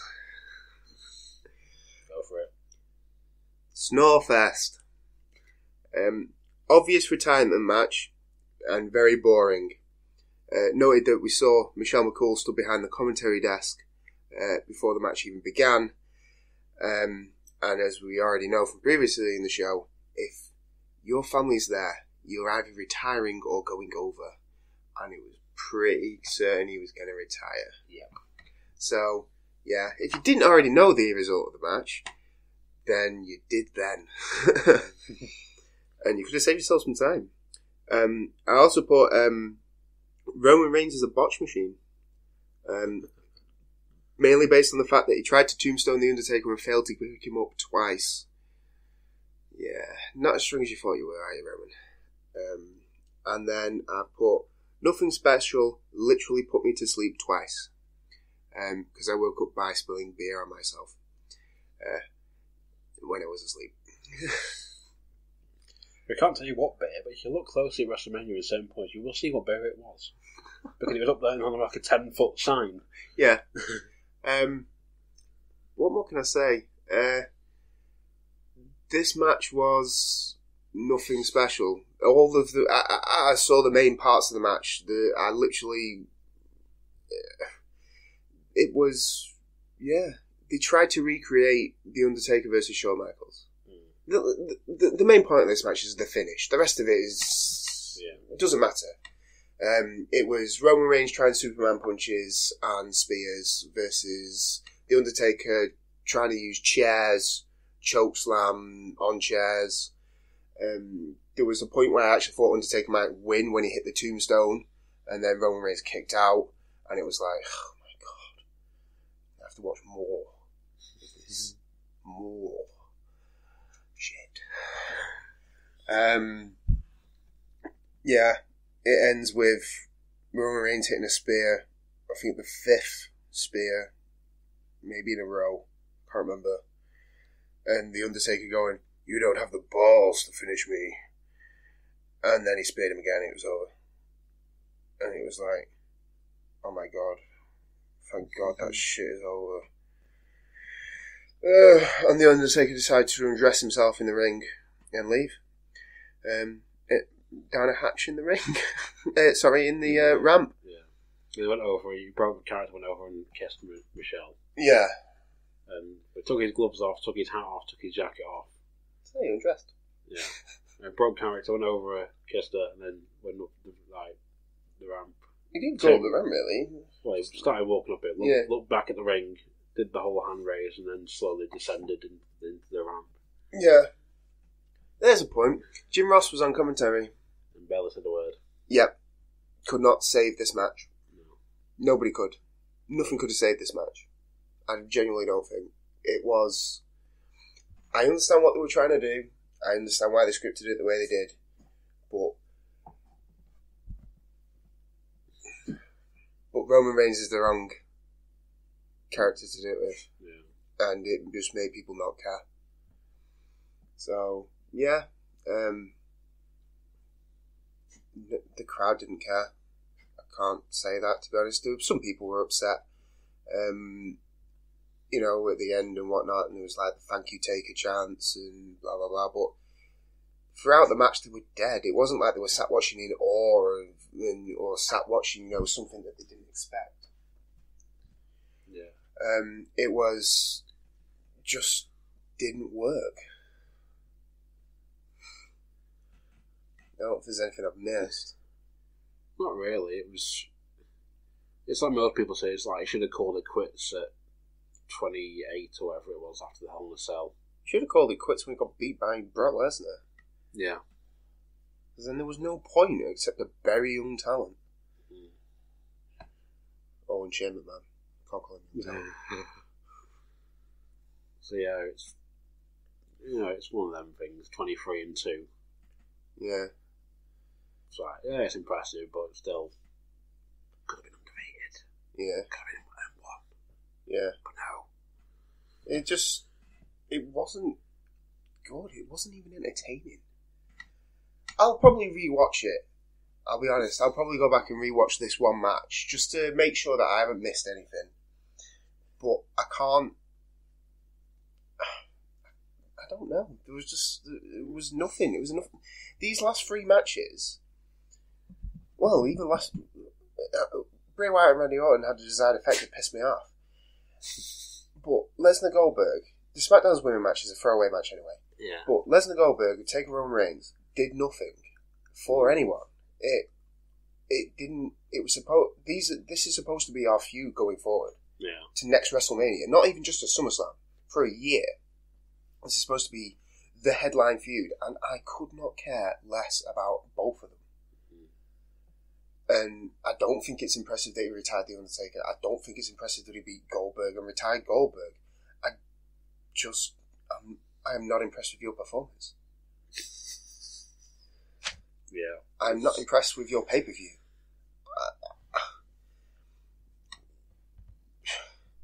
I mean, if you want to look at it, one way, like take the predictions for example. Wrestling, okay, there's always going to be stuff that you can predict, but normally you get about 50% of them wrong. Yeah. We both got 9 out of 13, and the ones that we got wrong, the SmackDown Women's match. Well, to be honest, I forgot Naomi was in it, so I was never going to pick her anyway. Yeah. So, one multi-match. The tag titles match, well, the Hardy Boys were a surprise entrance, so how could we get that one right? Yeah. What else did we get wrong? Ambrose and Baron Corbin. No, we got that right. Sorry, Andre the Giant Battle Royal. How are we going to pick that? It's a Battle Royal, there's 30 men in it, and they changed it the day before. Yeah. What else did we get wrong? We must have got 10. No, we got 9. Yeah, I know. But what was the one that we got wrong? Oh, we both said Bray Wyatt. Yeah. That's how predictive how easy this was to predict. It just sucked. The whole thing sucked. Oh no, well, just sucked. I think it was. Doesn't matter. Whatever we got wrong, we got 9 out of 13. That's pretty fucking good. You shouldn't be able to get scores like that. Yeah. And that's not for who we wanted to win. That's for who we thought the WWE had put over. Yeah. You can listen to our predictions on the other pods, the bonus pods. Yeah. So yeah, anything else you want to add? I think this was possibly one of the worst WrestleManias of all time. Just based on how long it is and how many good matches are actually in it. There are 2. Okay. There are 2. I'm not disagreeing. The fact I stayed up till 5:30 for this. Yeah, it's depressing. WWE doesn't care about WrestleMania anymore. They just don't. They make out it's a big thing, and then they put it on for 7 hours and book it like a pay-per-view. My personal opinion. Please write in if you think I'm right or wrong. Please discuss this with me. Prove me wrong.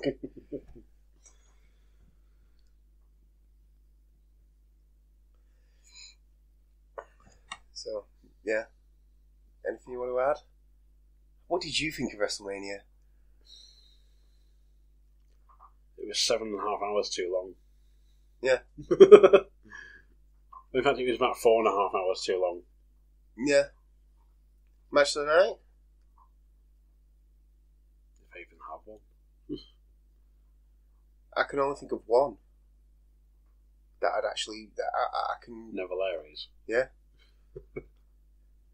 Well, think about it this way.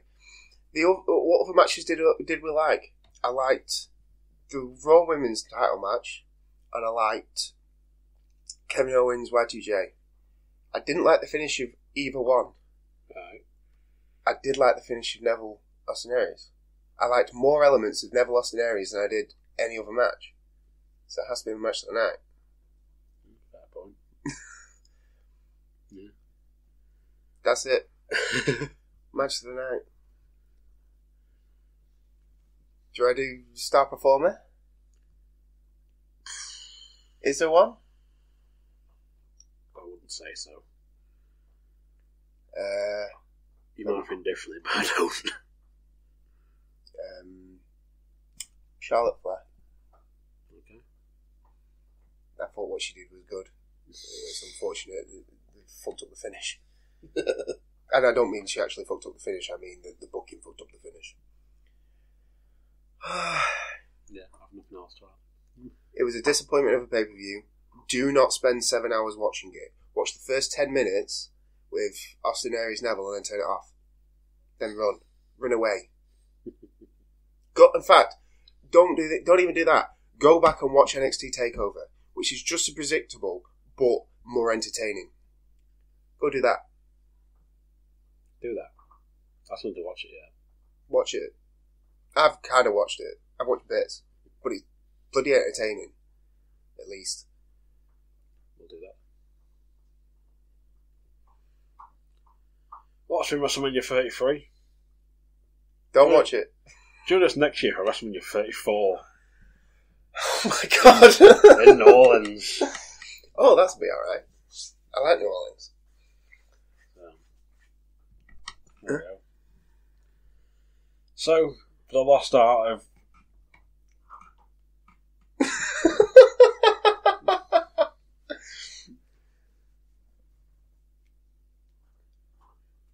Wrestling. The lost art of WrestleMania.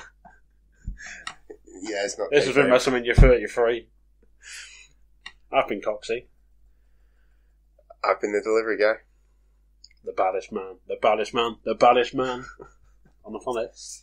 Billy the Boy Bunkell. And you've been listening. Thank you very much.